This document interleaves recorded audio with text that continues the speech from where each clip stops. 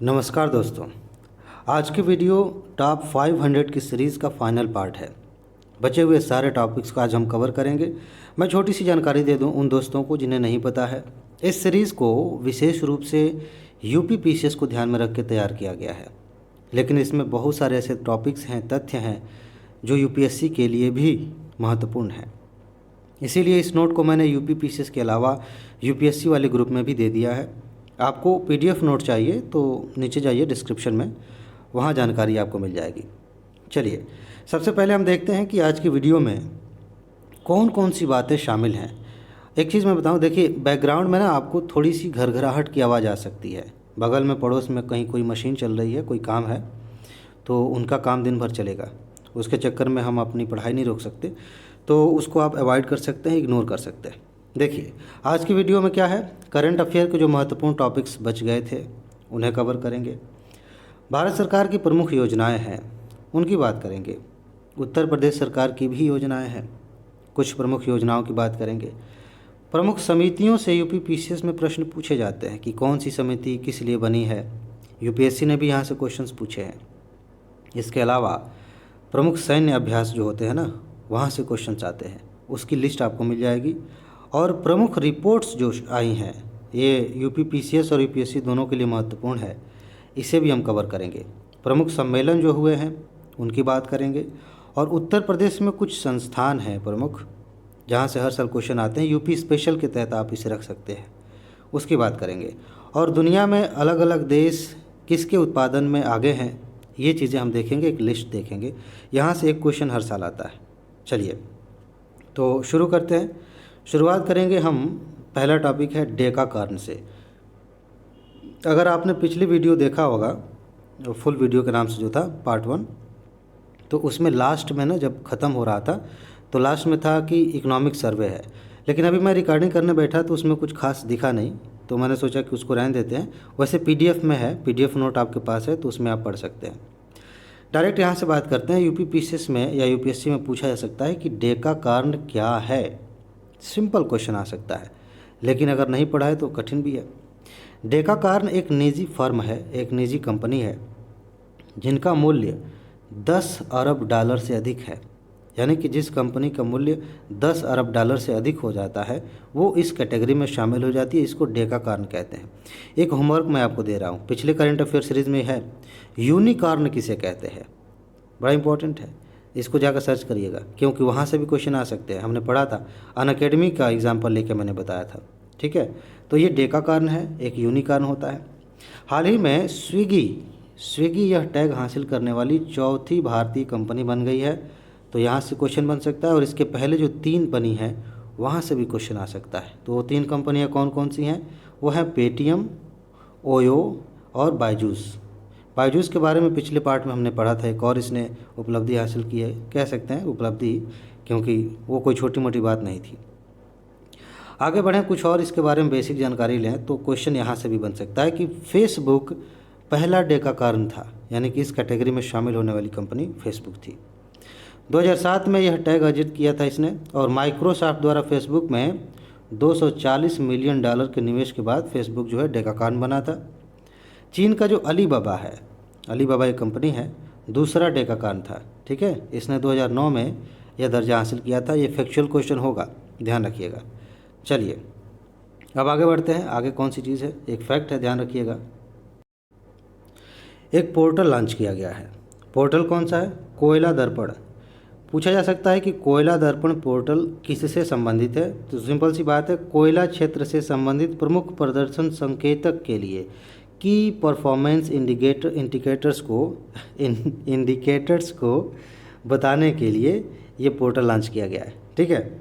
चलिए आगे बढ़ते हैं।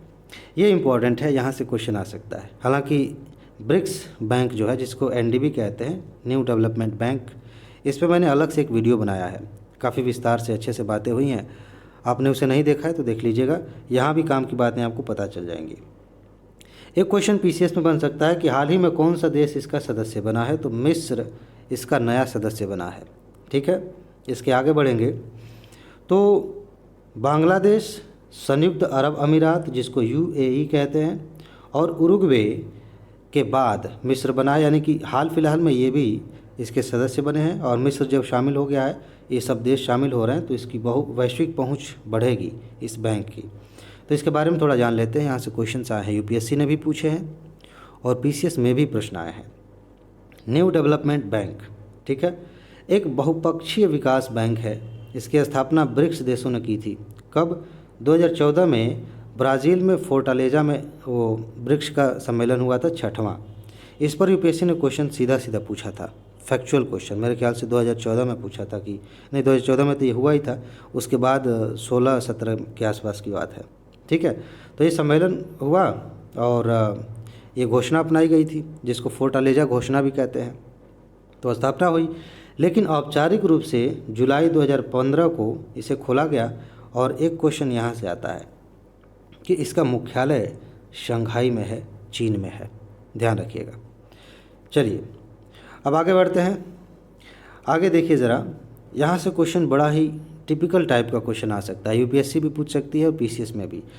हर साल एक क्वेश्चन यूपीएससी पूछती है ना, कुछ बड़े अजीब तरह के नाम होते हैं, शब्द होते हैं, और यूपीएससी पूछती है कि बताइए ये है क्या। ऐसे ये क्वेश्चन आ सकता है कि टेदर दे दिया जाए, टेदर, इथेरियम, इस तरह के कुछ नाम दे दिया जाए। इथेरियम शायद है वैसे ही कुछ, तो ये क्या है, ठीक है ना। तो टेदर एक क्रिप्टो करेंसी है, दुनिया की सबसे बड़ी क्रिप्टो करेंसी है, ठीक है। म्यांमार ने इसकी अनुमति दी है। सबसे बड़ी का मतलब इस मायने में कि सबसे ज़्यादा लोग इसका इस्तेमाल करेंगे आधिकारिक तौर पे, ठीक है। तो म्यांमार ने इसकी अनुमति दे दी है।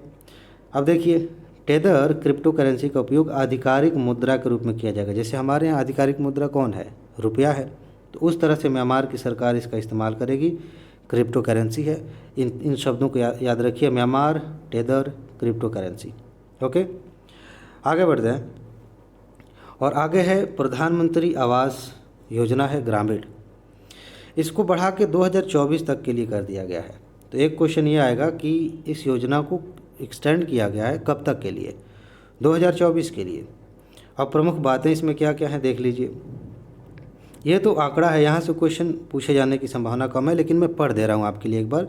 मेन चीज़ नीचे है, 31 मार्च 2021 तक शेष 155.75 लाख आवासों के निर्माण के लिए वित्तीय सहायता प्रदान की जाएगी। मतलब इतना बचा हुआ है अभी बनाना, जो लक्ष्य था, ठीक है।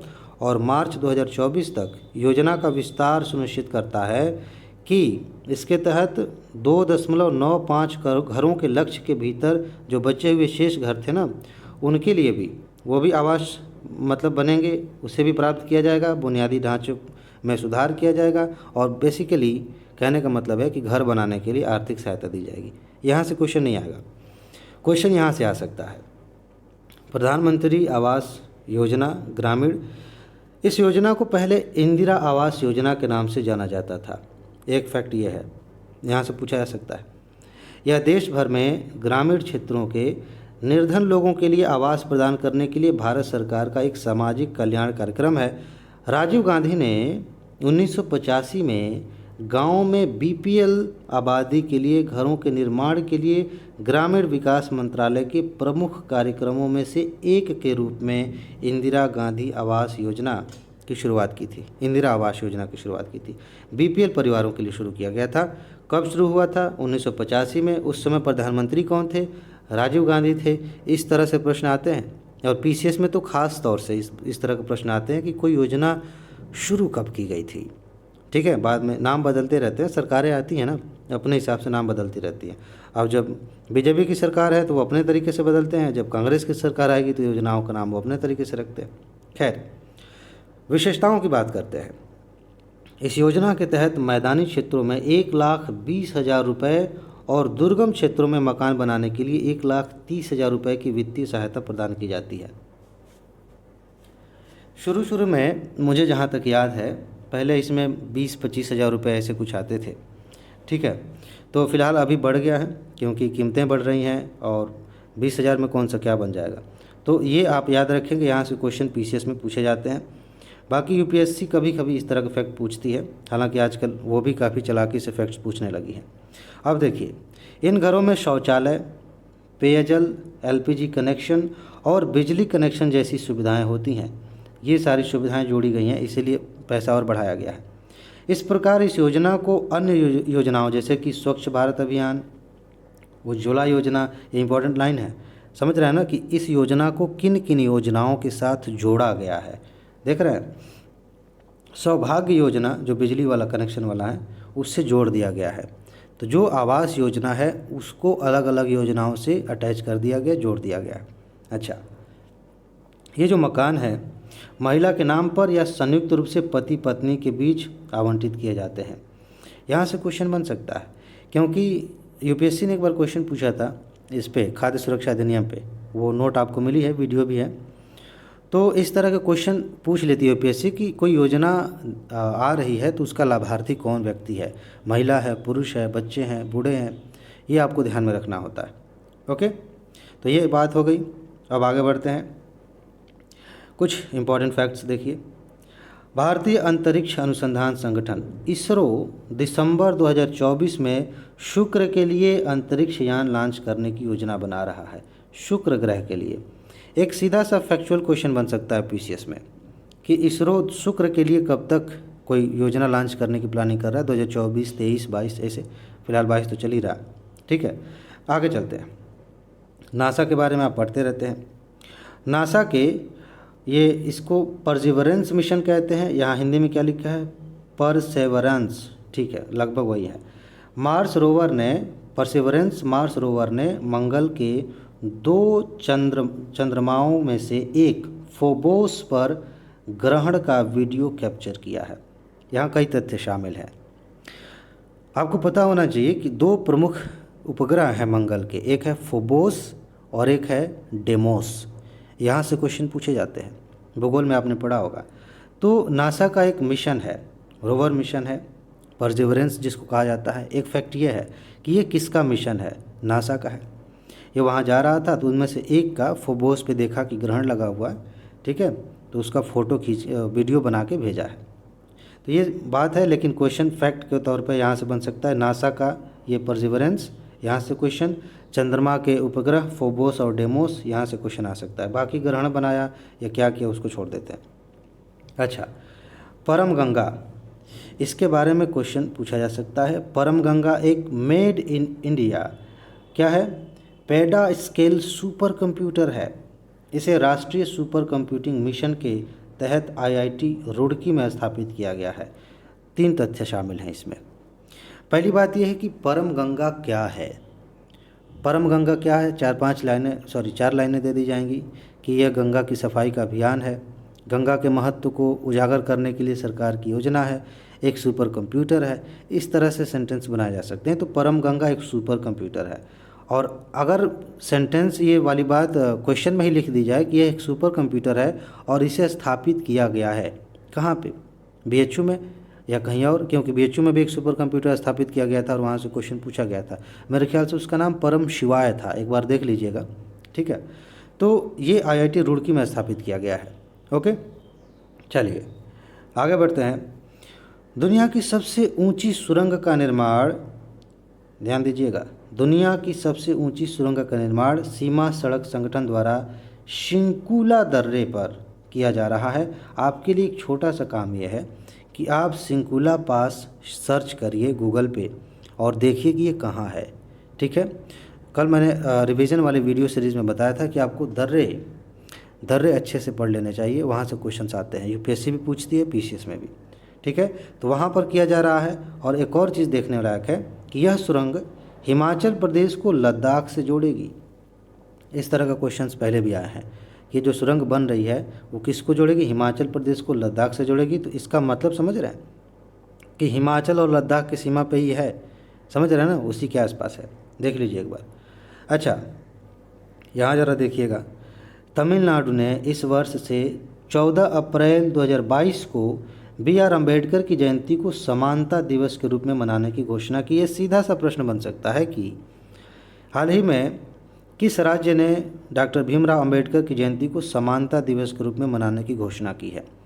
जिस तरह का विकल्प होगा ना, तमिलनाडु सामान्य तौर पर दिमाग में नहीं आएगा, क्योंकि जो लोग थोड़ा बहुत पढ़ते हैं या इस बारे में ज़्यादा नहीं सोचते, ये समझ नहीं पाते कि भीमराव अम्बेडकर का विस्तार कहाँ तक था, उनकी उनकी छवि किस तरह की थी, तो उन्हें लगा कि बस उत्तर भारत के राज्यों में ही इनका ज़्यादा महत्व है, पूरी दुनिया में इनके गुणगान होते हैं, इनके जैसे विद्वान जो है बहुत कम होते हैं, और इन्होंने जो योगदान दिया है भारत में उसकी तो आप तुलना ही नहीं कर सकते किसी और चीज़ से। ठीक है, तो तमिलनाडु ऑप्शन थोड़ा सा आपको अटपटा लग सकता है, लेकिन सही ऑप्शन यही है कि समानता दिवस के रूप में तमिलनाडु सरकार ने मनाने की घोषणा की है। चलिए अब आगे बढ़ते हैं। थोड़ा सा मैं बैठा हूँ ना तो एडजस्ट कर रहा था। हाँ, नागालैंड विधानसभा पेपरलेस बनने के लिए एक कार्यक्रम चला रही थी। ठीक है, नेशनल ई विधान एप्लीकेशन, एक कार्यक्रम को लागू करने वाली भारत की पहली राज्य विधानसभा बन गई है। तो पूछा जा सकता है कि किस राज्य की विधानसभा, नागालैंड विधानसभा जो है वो पेपरलेस बनेगी, इसके लिए कार्यक्रम है नेशनल ई विधानसभा। ओके, अब चलिए आगे बढ़ते हैं। एक योजना है दलित बंधु योजना। दलित बंधु योजना, सबसे पहला क्वेश्चन कि दलित बंधु योजना किस राज्य सरकार की योजना है? तेलंगाना सरकार का प्रमुख कार्यक्रम है, पहला तथ्य। अगली बात, यह प्रति परिवार 10 लाख रुपए के प्रत्यक्ष लाभ हस्तांतरण के माध्यम से राज्य के दलित परिवारों को सशक्त बनाने और उनमें उद्यमिता को सक्षम करने के लिए एक कल्याणकारी योजना है, बहुत ही लाभकारी योजना है। 10 लाख रुपए डीबीटी के माध्यम से डायरेक्ट खाते में आपको दे दिए जाएंगे। ठीक है, मतलब लाभार्थी को दे दिए जाएंगे और उनको सशक्त किया जाएगा, उनके अंदर उद्यमिता को बढ़ाया जाएगा, सक्षम बनाया जाएगा ताकि वे अपना उत्थान कर सकें आर्थिक और सामाजिक रूप से। चलिए आगे बढ़ते हैं। रिवार्ड प्रोजेक्ट, पूछा जा सकता है कि रिवार्ड प्रोजेक्ट क्या है, किससे संबंधित है? अभी देख लेते हैं किससे संबंधित है, ध्यान से देखिए। विश्व बैंक, कीवर्ड ये है, भारत सरकार कर्नाटक और उड़ीसा की राज्य सरकारों के किसानों की मदद के लिए राष्ट्रीय और राज्य सरकारों को बेहतर वाटरशेड प्रबंधन प्रथाओं को अपनाने में मदद करने के लिए रिवार्ड की शुरुआत की गई है। ठीक है, 115 मिलियन डॉलर का सौदा हुआ है, हस्ताक्षर हुए हैं, विश्व बैंक इसमें सहायता करेगा। अब देखिए क्वेश्चन कितने तरह से बन सकता है। पहला क्वेश्चन कि यह संबंधित किससे, रिवार्ड तो किसानों से संबंधित है, किसानों की सहायता की जाएगी अलग अलग तरीके से। ठीक है, सिंचाई के बेहतर प्रबंध की बात होगी, और भी वैज्ञानिक तरीके से कैसे खेती की जाए, उन्हें जागरूक किया जाए, सब कुछ बातें हैं इसमें शामिल। एक अगला क्वेश्चन बन सकता है कि मान लीजिए कि आपको बता दिया गया क्वेश्चन में कि भाई ये किसानों से संबंधित है, लेकिन पूरे देश में चल रहा है। जी नहीं, पूरे देश में नहीं, फिलहाल कर्नाटक उड़ीसा राज्य सरकारों का सहयोग है, कुछ ही राज्यों में चल रहा है, तो इसका आप ध्यान रखेंगे। चलिए आगे बढ़ते हैं, ज़रा इसको पढ़िए। केंद्रीय बजट 2022-23 में वित्त मंत्री निर्मला सीतारमण द्वारा एक नई पीएम डिवाइन योजना प्रस्तावित की गई है। पीएम डिवाइन योजना का संबंध किससे है? सीधा सा क्वेश्चन। या इसकी घोषणा कब की गई थी, इसकी शुरुआत कब की गई थी? 2015 में, 17 में? नहीं, अभी हाल ही में जो बजट आया था उसमें, मतलब इसी साल का। इस योजना का उद्देश्य मिजोरम में अपनी तरह की अनूठी बैम्बू लिंक रोड्स, ये बैम्बू लिंक रोड क्या होगा कि बेसिकली बांस का रोड नहीं है, ऐसी रोड बनेंगी जो वहाँ पे बांस के जंगल है ना, वहाँ से उनको जब काटा जाता है तो परिवहन में आसानी होगी। तो बैम्बू लिंक रोड्स जो है, उनके अलावा बुनियादी ढांचा बनेगा और ज़रूरत आधारित सामाजिक विकास के लिए फंड प्रदान किया जाएगा। यानी कि एक लाइन में कहा जाए तो सबसे पहली बात यह है कि पीएम डिवाइन योजना का संबंध किसी राज्य विशेष से है। मिजोरम राज्य की सहायता करने के लिए ये योजना लाई गई है, बजट में ये बात शामिल थी। और बैम्बू लिंक रोड्स इसमें मैंने लिख दिया है। इन क्या होता है, इन रोड से, इन सड़कों से जंगलों से बांस परिवहन में मदद मिलेगी। ठीक है, इसके अलावा बुनियादी ढांचा वहाँ का ठीक किया जाएगा, इंफ्रास्ट्रक्चर, और बाकी जो ज़रूरत है उसके आधार पे वहाँ पैसे दिए जाएंगे, फंड दिए जाएंगे। क्वेश्चन ये बन सकता है। चलिए आगे बढ़ते हैं। यहाँ ज़रा देखिएगा, गंगा सागर मेला 10 जनवरी 2022 को शुरू हुआ था। पूछा जा सकता है कि गंगा सागर मेला कहाँ लगता है। बहुत इस तरह के क्वेश्चन आते हैं पीसीएस में। ठीक है, तो इसमें देखिए आपका जवाब होगा पश्चिम बंगाल के गंगा सागर द्वीप पर। तो राज्य पूछा जा सकता है सीधे सीधे, कौन सा राज्य है, तो पश्चिम बंगाल है। ओके, गंगा सागर मेले का आयोजन हर साल मकर संक्रांति के अवसर पर होता है। ये कई दिनों तक चलने वाला मेला है। ठीक है, चलिए अब देखिए, हाल ही में झारखंड के, ये इम्पॉर्टेंट है और इसमें कई सारे मुद्दे शामिल हैं जो मेंस के लिए इम्पॉर्टेंट हो सकते हैं। फिलहाल प्री के लिए क्या है देख लीजिए। झारखंड के सिमडेगा के बेसरा राजा इजारा बेसरा ज़ारा बाज़ार टांड, ये एक जगह है, मैं फिर से पढ़ दे रहा हूँ। झारखंड ज़्यादा इम्पोर्टेंट है, बाकी वो यहाँ से क्वेश्चन आने की संभावना नहीं है। सिमडेगा के बेसरा ज़ारा बाज़ार टांड में ग्रामीणों ने एक व्यक्ति को मार मार के उसकी जान ले ली, बहुत पिटाई की, ठीक है। और वहाँ पुलिस भी मौजूद थी।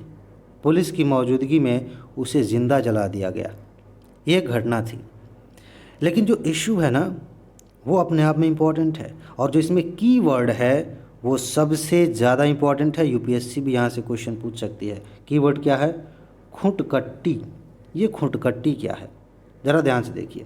कथित तौर पर पेड़ों को अवैध रूप से काटने और उन्हें बाजार में बेचने के लिए उस व्यक्ति को जिंदा जला दिया गया, जिसे खुंटकट्टी कानून का उल्लंघन माना जाता है। पूछा जा सकता है सीधा सीधा, खुंटकट्टी कानून क्या है, खुंटकट्टी क्या है, यह संबंधित किससे है? बहुत तरह के क्वेश्चन बन सकते हैं, बहुत इंपॉर्टेंट है, ठीक है। अब ज़रा समझ लीजिए कि ये कानून क्या है, ये सिस्टम क्या है। खुंटकट्टी प्रणाली आदिवासी लोगों द्वारा भूमि का संयुक्त स्वामित्व है। इस कानून में ये कहा गया कि भाई हम सबका अधिकार है इस पर, किसी एक का अधिकार नहीं है, कोई एक अपने तरीके से इसका शोषण नहीं करेगा, ठीक है। इस प्रणाली के तहत मुंडा आदिवासी, यहाँ से क्वेश्चन आ सकता है। मुंडा आदिवासी आमतौर पर जंगलों को साफ करते हैं और भूमि को खेती के लिए उपयुक्त बनाते हैं। खेती योग्य भूमि पर पूरे कबीले का स्वामित्व होता है, न कि किसी एक व्यक्ति विशेष का। समझ रहे हैं? आगे देखिए। नहीं, इसमें बस इतना ही था, ठीक है। तो मामला ये था, इसके बारे में मैंने थोड़ा और पढ़ा था। तो हुआ ये कि भाई सबका स्वामित्व होता है, ये व्यक्ति जो है कुछ ज़्यादा ही वो कर रहा था, तो उसको पहले वार्निंग दी गई थी कि ऐसा मत करो, लेकिन उसने माना नहीं। तब उसको सज़ा के तौर पे उसे सबक सिखाने के लिए ये सारी चीज़ें की गई। उसको पीटा गया, उसको जलाया गया। आदिवासी कानून अपने आप में अलग हैं। आप पढ़ेंगे संविधान के बारे में तो आप जानेंगे कि कुछ मामलों में आदिवासियों को अलग तरह के अधिकार दिए गए हैं। हो सकता है कि जो मेन स्ट्रीम के कानून हैं, जो मेन समाज जो बाकी लोग हैं, उस कानून से थोड़ा अलग आपको दिखेगा, ठीक है। यहाँ पुलिस भी थी, जिंदा जला दिया गया। समझ रहे हैं ना? कई तरह के कानून अलग तरीके के हैं। खैर, तो खुंटकट्टी याद रखिएगा। आगे चलते हैं। ये देखिए, 15 दिसंबर 2021 को केंद्रीय मंत्रिमंडल ने महिलाओं की शादी की उम्र 18 साल से बढ़ाकर 21 साल कर दी है। ये आपको पता है, ठीक है, काफ़ी चर्चा हुई थी इस पर। अब हम बात करने जा रहे हैं राजद्रोह कानून के बारे में। इस नोट में शायद है कि नहीं है, लेकिन अभी हाल ही की न्यूज़ है कि सुप्रीम कोर्ट ने कह दिया है कि राजद्रोह कानून में जब अब तक जितने मामले आए थे उन सबको ख़त्म करिए और इस कानून को भी ख़त्म करिए, क्योंकि इसके तहत कई बार अक्सर ऐसा हो रहा है कि सरकारें, जो वर्तमान सरकार है वो भी और इसके पहले भी, इसका दुरुपयोग करती हैं। अगर सरकार के खिलाफ़ कोई व्यक्ति कुछ कह रहा है तो कह दिया जाता है कि राजद्रोह हो रहा है और ये देश के लिए ख़तरा है, और ये कानून लगा के उस व्यक्ति को जेल में डाल दिया जाता है। उसका सामाजिक नुकसान भी होता है, आर्थिक नुकसान, मानसिक नुकसान होता है, ठीक है, शोषण भी होता है, और जो आज़ादी है बोलने की उसको एक तरह से इनडायरेक्टली दबाया भी जाता है। तो इसीलिए इसको सुप्रीम कोर्ट ने इसको रोक लगा दिया इस पे। खैर, फिलहाल देखिए कि इसमें क्या है। राजद्रोह कानून के बारे में जानिए कि भारतीय दंड संहिता की धारा 124A देशद्रोह यानी कि राजद्रोह कानून से संबंधित है। ऐसे ही सीधा सीधा पूछा जा सकता है कि राजद्रोह से कौन सी धारा संबंधित है, या ये दंड संहिता की धारा 124A किससे संबंधित है, राजद्रोह से संबंधित है या कोई और मुद्दा, ऐसे टॉपिक्स दिए जा सकते हैं, ठीक है। यह खंड राजद्रोह को एक अपराध के रूप में परिभाषित करता है। अब देखिए वो अपराध किस तरह का हो सकता है।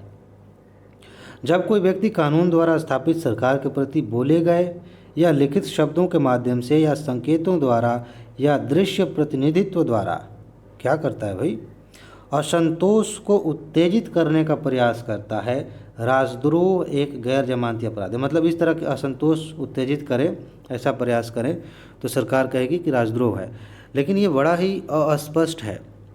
अब मैं सरकार की किसी बात से असहमत हूँ, मैं जनता में या ऑनलाइन माध्यम से अपनी असहमति व्यक्त कर रहा हूँ, तो जाहिर सी बात है कि मुझसे सहमति रखने वाले और भी लोग मेरे सपोर्ट में आएंगे।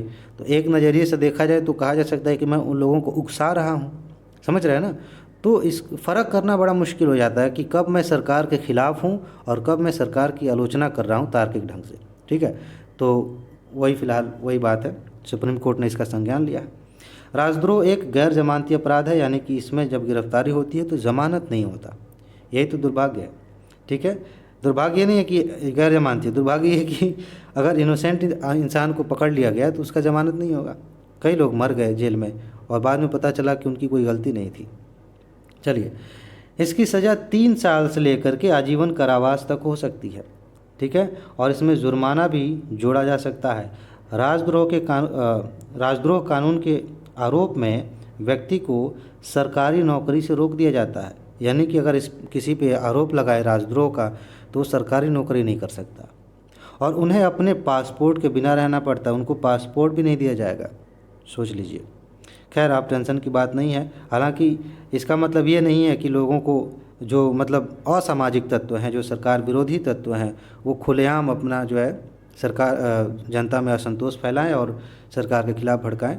सरकारें कोई भी हो, स्थिर सरकार हो, समाज के कल्याण के लिए काम करे, जनता का सहयोग करे और जनता भी सरकार का सहयोग करे। ये सबसे आदर्श स्थिति है, हालांकि ऐसा दिखता नहीं है। चलिए आगे बढ़ते हैं। केंद्र सरकार ने 9 अगस्त 2021 को लोकसभा में 127वां संविधान संशोधन विधेयक पेश किया। सीधा क्वेश्चन, 127वां संविधान संशोधन विधेयक का संबंध किससे है? यह विधेयक राज्य की अपनी ओबीसी सूची बनाने की शक्ति को बहाल करने का प्रयास करता है। मतलब सीधा सही है कि राज्य सरकारें अपनी ओबीसी लिस्ट बना सकती हैं। ठीक है, आगे बढ़ते हैं। राजनीति विज्ञान के विद्वान मनोज सोनी, क्वेश्चन आ सकता है पीसीएस में, मनोज सोनी को यूपीएससी का नया अध्यक्ष नियुक्त किया गया है। जो भी महत्वपूर्ण पद हैं उन पर कौन व्यक्ति आते हैं, यहाँ से पीसीएस में क्वेश्चन आ जाते हैं, तो ये आप ध्यान रखेंगे। चलिए आगे बढ़ते हैं। अगला जो तथ्य है वो है टेम्पल 360, टेम्पल 360 एक पोर्टल है, बेसिकली बड़ा इंटरेस्टिंग पोर्टल है। केंद्रीय संस्कृति मंत्रालय द्वारा लॉन्च किया गया है और यह एक अनूठा पोर्टल है जिसके माध्यम से देश भर से श्रद्धालु मंदिरों या प्रमुख तीर्थ स्थानों के ऑनलाइन दर्शन कभी भी कर सकते हैं, कहीं से भी कर सकते हैं। बढ़िया है। आपको अगर मंदिर जाने का मन नहीं है या संसाधन नहीं है या जो भी तीर्थ स्थल है वहाँ आप नहीं जा सकते तो इस पोर्टल पे जाइए। यहाँ पे जाके देखेंगे आपको बहुत सारी चीज़ें पता चलेंगी, फ़ोटो वीडियोज़ ये सारी चीज़ें आपको मिल जाएंगी। ठीक है, दर्शन कर लेंगे घर बैठे। आगे बढ़ते हैं। 27 फरवरी 2022 को विदेश मंत्रालय ने यूक्रेन से भारतीय नागरिकों को निकालने में सहायता के लिए, ध्यान दीजिएगा इम्पॉर्टेंट है, 24/7 नियंत्रण क्या है, नियंत्रण केंद्र स्थापित किया है 24 घंटे 7 दिन। और क्वेश्चन कहाँ से बनेगा? भारत ने इसका नाम दिया है एक, क्या कहते हैं, ऑपरेशन गंगा। मतलब वो तो केंद्र स्थापित किया है, उससे निगरानी होती रहेगी, लोगों को इकट्ठा किया जाए, कौन कहाँ पे हैं उनको लेके आया जाए, और एक ऑपरेशन की शुरुआत की, अभियान शुरुआत किया है। ठीक है, वहाँ से लोगों को लेके आने के लिए इसका नाम है ऑपरेशन गंगा। अब ऑपरेशन गंगा का संबंध किससे है? सीधा सीधा क्वेश्चन पूछा जा सकता है पीसीएस में। और आपको पता ही है कि ये इस समय दुनिया की सबसे बड़ी न्यूज़ है, रूस और यूक्रेन का युद्ध। ठीक है, यहाँ से क्वेश्चन आ सकता है। आगे चलते हैं। इलेक्ट्रॉनिक्स और आईटी मंत्रालय ने, ध्यान दीजिएगा, इलेक्ट्रॉनिक्स और आईटी मंत्रालय ने क्या है, फेडरेटेड डिजिटल आइडेंटिटीज़ की शुरुआत की है। क्या है? Federated digital identities. इसका उद्देश्य भारतीय नागरिकों की कई पहचान पत्रों को आपस में जोड़ना है। समझ रहे हैं? सीधा सा क्वेश्चन पूछा जा सकता है कि फेडरेटेड डिजिटल आइडेंटिटी क्या है, किसने शुरू किया है, यहाँ से भी आ सकता है। ठीक है, इसमें क्या होगा कि हमारे कई पहचान पत्र होते हैं, उनको सबको एक साथ जोड़ना। एग्जाम्पल के तौर पे हमारे पास आधार कार्ड भी है, पासपोर्ट भी हो सकता है, पैन कार्ड भी हो सकता है। ठीक है, इन जैसी डिजिटल आईडी को आपस में मतलब इनको जोड़ा जाएगा और एक नई विशिष्ट आईडी के तहत इनको संग्रहित किया जाएगा। ये सारी चीज़ें हैं, इसी को कहते हैं फेडरेटेड डिजिटल आइडेंटिटी। ओके, आगे बढ़ते हैं। The state of the world's forest, ये रिपोर्ट है बहुत ज़्यादा इम्पोर्टेंट है, यहाँ से क्वेश्चन आते हैं।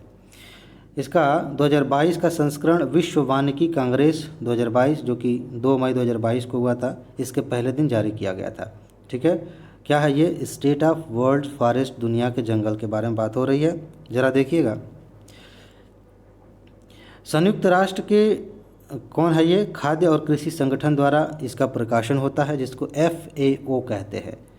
पूछा जाएगा कि वर्ल्ड फॉरेस्ट का जो रिपोर्ट आता है, स्टेट ऑफ वर्ल्ड फॉरेस्ट, इसका प्रकाशन कौन करता है? तो आप कहेंगे FAO, खाद्य और कृषि संगठन। ठीक है, अब देखो, हर 2 साल में प्रकाशित होता है, यहाँ से क्वेश्चन आ सकता है। और FAO संयुक्त राष्ट्र की एक विशेष एजेंसी है, अपने आप में एक क्वेश्चन है ये अलग से, जो भूख को हराने और पोषण तथा खाद्य सुरक्षा में सुधार के लिए अंतर्राष्ट्रीय प्रयासों का नेतृत्व करती है। ओके, यहाँ से क्वेश्चन बन सकता है। ज़रा देखिएगा कि इसमें निष्कर्ष में क्या कहा गया है कि पिछले 30 वर्षों में, यानी कि 1990 से लेकर 2020 के बीच की बात हो रही है, वनों की कटाई के कारण दुनिया में 420 मिलियन हेक्टेयर कुल वन क्षेत्र का लगभग 10.34% खो दिया गया है। समझ रहे हैं? नुकसान हो रहा है, दिक्कत है। हालांकि वैसे एक चीज़ मैं बताऊं, वनों वाला जो चैप्टर है, जो PDF आपको मिली है, उसको घोल के पी जाइए। जो जलवायु वाला है उसको भी, दुनिया के बारे में हमने जो पढ़ा था कि जलवायु कहाँ पे कैसी है, कैसे वन पाए जाते हैं, वहाँ से क्वेश्चन आते ही आते हैं, PCS में भी UPSC में भी। चलिए, हालांकि वनों की कटाई की दर में गिरावट आ रही है, ये तो कभी आती है कभी जाती है। हालांकि अब धीरे धीरे लोग जागरूक भी हो रहे हैं, बड़ा ही विरोधाभास है। व्यक्तिगत स्तर पर हम देखें, आसपास के लोगों से बात करें, तो ऐसा लगता है कि हम काफ़ी जागरूक हैं, वन लगाना चाहते हैं, पेड़ लगाना चाहते हैं। लेकिन जैसे ही हम थोड़ा ऊपर उठ के देखते हैं ना, गर्दन थोड़ा सा ऊपर उठा कर देखते हैं कि जो बड़े उद्योगपति हैं या सरकार की कुछ नीतियाँ हैं, इनसे कभी कभी लगता है कि वनों का नुकसान ही हो रहा है। समझ रहे हैं ना? तो ये विरोधाभास है। खैर, दुनिया के लेवल पे क्या बात हो रही है कि कटाई की दर में कमी आ रही है, लेकिन 2015 से 20 के बीच हर साल 10 मिलियन हेक्टेयर वन नष्ट हो गए। मेंस में ये लाइन आप लिख सकते हैं। इससे 68% स्तनपायी प्रजातियों, 75% पक्षी प्रजातियों और 80% उभयचर प्रजातियों के लिए गंभीर जोखिम पैदा हो गया है, जो जंगल में रहते हैं। समझ रहे हैं ना? और वनों की कटाई और वन क्षरण से वन जैव विविधता खतरे में है। UP PCS में क्वेश्चन बार बार पूछा जाता है, बड़ा मज़ेदार क्वेश्चन है वो। अगर आपने क्वेश्चन पेपर देखा होगा तो वैसे ही याद हो जाता है, देखते देखते इतनी बार पूछा गया है। क्वेश्चन क्या है कि जैव विविधता के नष्ट होने का सबसे प्रमुख कारण क्या है? और हर बार उसका आंसर होता है कि आवास नष्ट हो रहा है। जंगल ही तो आवास है, उनका घर है, जंगल काट देंगे तो रहेंगे कहाँ? और भी कारण हो सकते हैं, कई कारण बेसिकली हैं भी, लेकिन सबसे मेन कारण है कि उनका घर ही नहीं रहेगा तो वो जाएंगे कहाँ? मरेंगे, या तो खाने बिना मरेंगे, या फिर मानव के साथ संघर्ष होगा, खेतों में आएंगे, गाँव में शहरों में आएंगे तो लोग मार के खा जाएंगे, या फिर वैसे ही डर के मारे मार देंगे। समझ रहे हैं ना? तो ये दिक्कत है। खैर, विश्व स्तर पर वनों से कितना क्षेत्र आच्छादित है, ये मैं शायद लिखा है कि नहीं। हाँ, ये देखिए, एक इम्पॉर्टेंट चीज़ है। वन पृथ्वी के भौगोलिक क्षेत्र के 4.06 बिलियन हेक्टेयर को कवर करते हैं, 31% को कवर करते हैं। ये अपने आप में एक क्वेश्चन है। ठीक है, ऐसे क्वेश्चंस PCS में आए। 2018 में एक उसको लेकर के पूछा गया था, सीधा कनेक्शन नहीं है, लेकिन इस तरह की जो रिपोर्ट आती है, जैसे कि दुनिया में कितने % शहर हैं, शहरों का परसेंटेज कितना है, इस तरह से दुनिया में वनों का परसेंटेज कितना है, इस तरह से क्वेश्चन आते हैं। ठीक है ना? तो चलिए अब सेक्शन में कुछ देखते हैं, कुछ और बातें, इंपॉर्टेंट बातें हैं। यहाँ से तो क्वेश्चन आना ही आना, एक ध्यान दीजिएगा, इसको आप रट जाइए। PDF नोट आपके पास है, बार बार देखते रहिए, अपने आप याद हो जाएगा। प्रमुख समितियाँ और उनके कार्य क्षेत्र। ठीक है, शुरू करें। पानी वानी पी लीजिए, कितना समय हो गया, आधे घंटे से ज़्यादा हो गया। आराम से इसको पढ़ते हैं और देखते हैं। उर्जित पटेल समिति, वित्तीय स्थिरता और विकास परिषद के लिए। ओके, एक चीज़ मैं बताऊं, कंफ्यूज नहीं होना। जैसे उर्जित पटेल समिति है, एक ही व्यक्ति, मतलब एक ही समिति का नाम कैसे पड़ता है? सामान्य तौर पर ऐसा होता है कि जो व्यक्ति उसका अध्यक्ष है उसी के नाम से समिति का नाम पड़ जाता है। कभी कभी ऐसा होता है कि किस मुद्दे पे लेकर समिति बनी है, उस मुद्दे के नाम पे समिति का नाम होता है। तो मैं ये कहना चाह रहा हूँ कि अगर किसी व्यक्ति के नाम पे समिति का नाम रखा गया है और आप देख रहे हैं कि उर्जित पटेल समिति वित्तीय स्थिरता और विकास परिषद से संबंधित है, लेकिन एक जगह कहीं और आपको पढ़ने को मिल जाए कि उर्जित पटेल समिति का संबंध किसी और चीज़ से है, तो घबराना नहीं। ज़रूरी नहीं है कि वो गलत है। एक ही व्यक्ति 2 समितियों का, 3 समितियों का, 4 समितियों का अध्यक्ष हो सकता है और समिति का नाम उसके नाम पे रखा जा सकता है। समझ रहे हैं ना? तो परेशान नहीं होना। नचिकेत मोर समिति पहले भी पूछा गया है, वित्तीय समावेशन को प्रोत्साहन करने हेतु और नए बैंक ढांचे की सिफारिश से संबंधित। नचिकेत मोर पूछा है यूपीपीसीएस में। YH मालेगाम समिति सूक्ष्म वित्त क्षेत्र में अध्ययन और उस पर सुझाव के लिए। ठीक है, आगे बढ़ते हैं। रेखी समिति अप्रत्यक्ष कर से संबंधित है। दत्त समिति औद्योगिक लाइसेंसिंग से संबंधित है। चक्रवर्ती समिति मौद्रिक प्रणाली से संबंधित और स्वामीनाथन समिति जनसंख्या नीति से संबंधित। इसको आप ध्यान रखिएगा। और स्वामीनाथन आयोग किसानों की, ये देखिए इंपॉर्टेंट है, ये भी है। वैसे सारे इंपॉर्टेंट हैं, ज़्यादा बड़ी लिस्ट नहीं है, इसको आप रट लीजिएगा। स्वामीनाथन आयोग किसानों की आर्थिक हालत को देखने के लिए बनी थी। न्यायमूर्ति FMI कलीफुल्ला समिति अयोध्या विवाद का अस्थायी समाधान ढूंढने के लिए बनी थी। इंपॉर्टेंट है बहुत ज़्यादा। ठीक है। और जानकी रमन समिति प्रतिभूति घोटाले को देखने के लिए, उसकी जांच के लिए बनी थी। आगे बढ़ते हैं। दांतेवाला समिति बेरोजगारी के अनुमान के लिए। गोस्वामी समिति औद्योगिक रुग्णता की जांच करने के लिए। ठीक है। औद्योगिक रुग्णता क्या होता है, पूछा जाता है कभी कभी कि औद्योगिक बीमारी लग गई है, रुग्णता हो गई है। तो कुल मिला के इसको आप ऐसे समझ लीजिए कि उद्योग जो है अच्छे से काम नहीं कर रहा। जैसे कोई उद्योग है वो बीमार है, तो बीमार उद्योग का मतलब यह है कि भाई वहाँ ढंग से प्रोडक्शन नहीं हो रहा है मार्केट में, या तो उसकी डिमांड उस तरह से नहीं बढ़ रही है, बढ़िया से इन्वेस्ट भी नहीं हो रहा है, तो वो बीमार है, अच्छे से प्रदर्शन नहीं कर रहा है। तो उसका आखिर क्या समस्या है, क्यों बीमार हो गए उद्योग, इसकी जांच करने के लिए गोस्वामी समिति बनी थी। भूरेलाल समिति बनी है मोटर वाहनों की करों में वृद्धि से संबंधित। और भंडारी समिति का संबंध है क्षेत्रीय ग्रामीण बैंकों की पुनर्संरचना से। राज्य समिति संबंधित है कृषि जोत पर कर लगाने से संबंधित। ठीक है, इस पर विचार करने के लिए। और सच्चर समिति इंपॉर्टेंट है, पूछा गया है, मुस्लिमों की सामाजिक, आर्थिक और शैक्षणिक स्थिति का अध्ययन करने के लिए। सुरेश तेंदुलकर समिति पे कई बार क्वेश्चन पूछे गए हैं, यूपीएससी ने भी पूछे हैं और पीसीएस में भी। गरीबी के अनुमान से संबंधित है। और क्या है, आबिद हुसैन समिति लघु उद्योग से संबंधित है। आगे बढ़ते हैं। डॉक्टर किरित एस पारिक समिति पेट्रोलियम उत्पादों की मूल्य प्रणाली पर सुझाव देने के लिए। और BS व्यास समिति का संबंध है कृषि और ग्रामीण विस्तार से संबंधित। ठीक है। इसके आगे महाजन समिति चीनी उद्योग से संबंधित है। ओके। और आगे बढ़ेंगे। सत्यम समिति, सत्यम समिति का संबंध है वस्त्र नीति से। मीरा सेठ समिति का संबंध है हथकरघा के विकास से। और NS स्वामीनाथन समिति जो है वो सहकारी बैंकों के मामलों की जांच के लिए बनाई गई थी। ठीक है। आगे बढ़ते हैं। RS शर्मा समिति कोविड-19 वैक्सीन हेतु गठित आधिकारिक पैनल था। ठीक है, मतलब एक पैनल बनाया गया था इनके अध्यक्षता में। आगे बढ़ें। जयंत कुमार दास समिति वेरी इंपॉर्टेंट, डिजिटल ऋण में धोखाधड़ी रोकने के लिए RBI ने इस समिति का गठन किया था। सुभाष चंद्र खूतिया, ये स्वास्थ्य बीमार उत्पादों की उपलब्धता हेतु जांच के लिए बनी थी और IRDA ने इसकी स्थापना की थी। ओके। आगे बढ़ते हैं।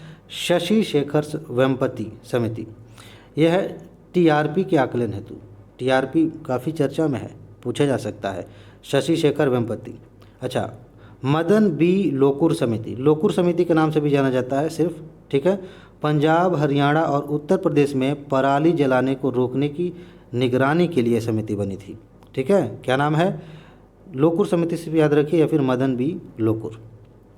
ये देखिए यहाँ से क्वेश्चन आए हैं, आए नहीं, आ सकते हैं। देखिए KV कामत, कोविड-19 से संबंधित तनावग्रस्त परिसंपत्तियों के समाधान के लिए वित्तीय मापदंडों का सुझाव देने हेतु। कौन, कामत समिति, KV कामत।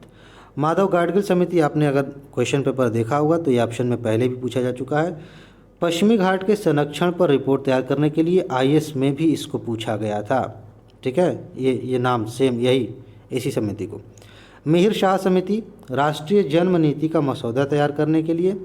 और आगे है B शशिकरण समिति खाद्य लेबलिंग मापदंडों की समीक्षा करने के लिए। और उमेश सिन्हा समिति जो है ये चुनाव आयोग द्वारा बनाई गई थी, चुनाव से संबंधित सुझाव देने के लिए।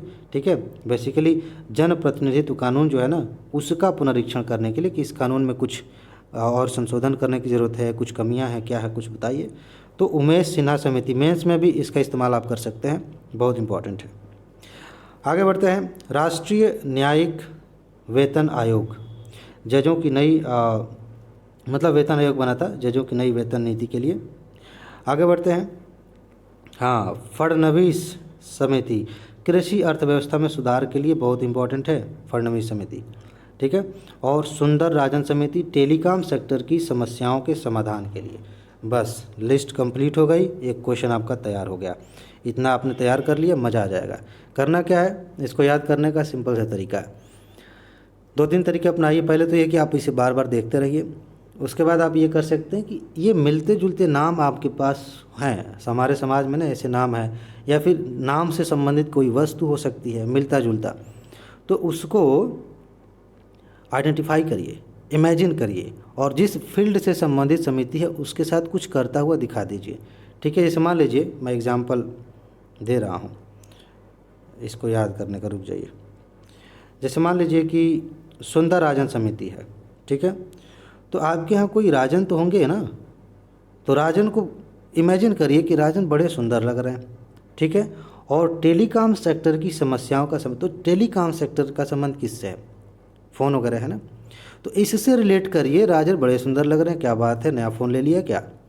इस टाइप का कुछ भी आप इमेजिन करिए, कभी नहीं भूलेगा, बड़ा मज़ा आता है। मैं तो इसका खूब इस्तेमाल करता हूँ। इसके बारे में मैंने बताया भी आपको डिटेल में कि आप कैसे रिवाइज कर सकते हैं, कैसे चीज़ों को रट सकते हैं। ठीक है, आगे बढ़ते हैं।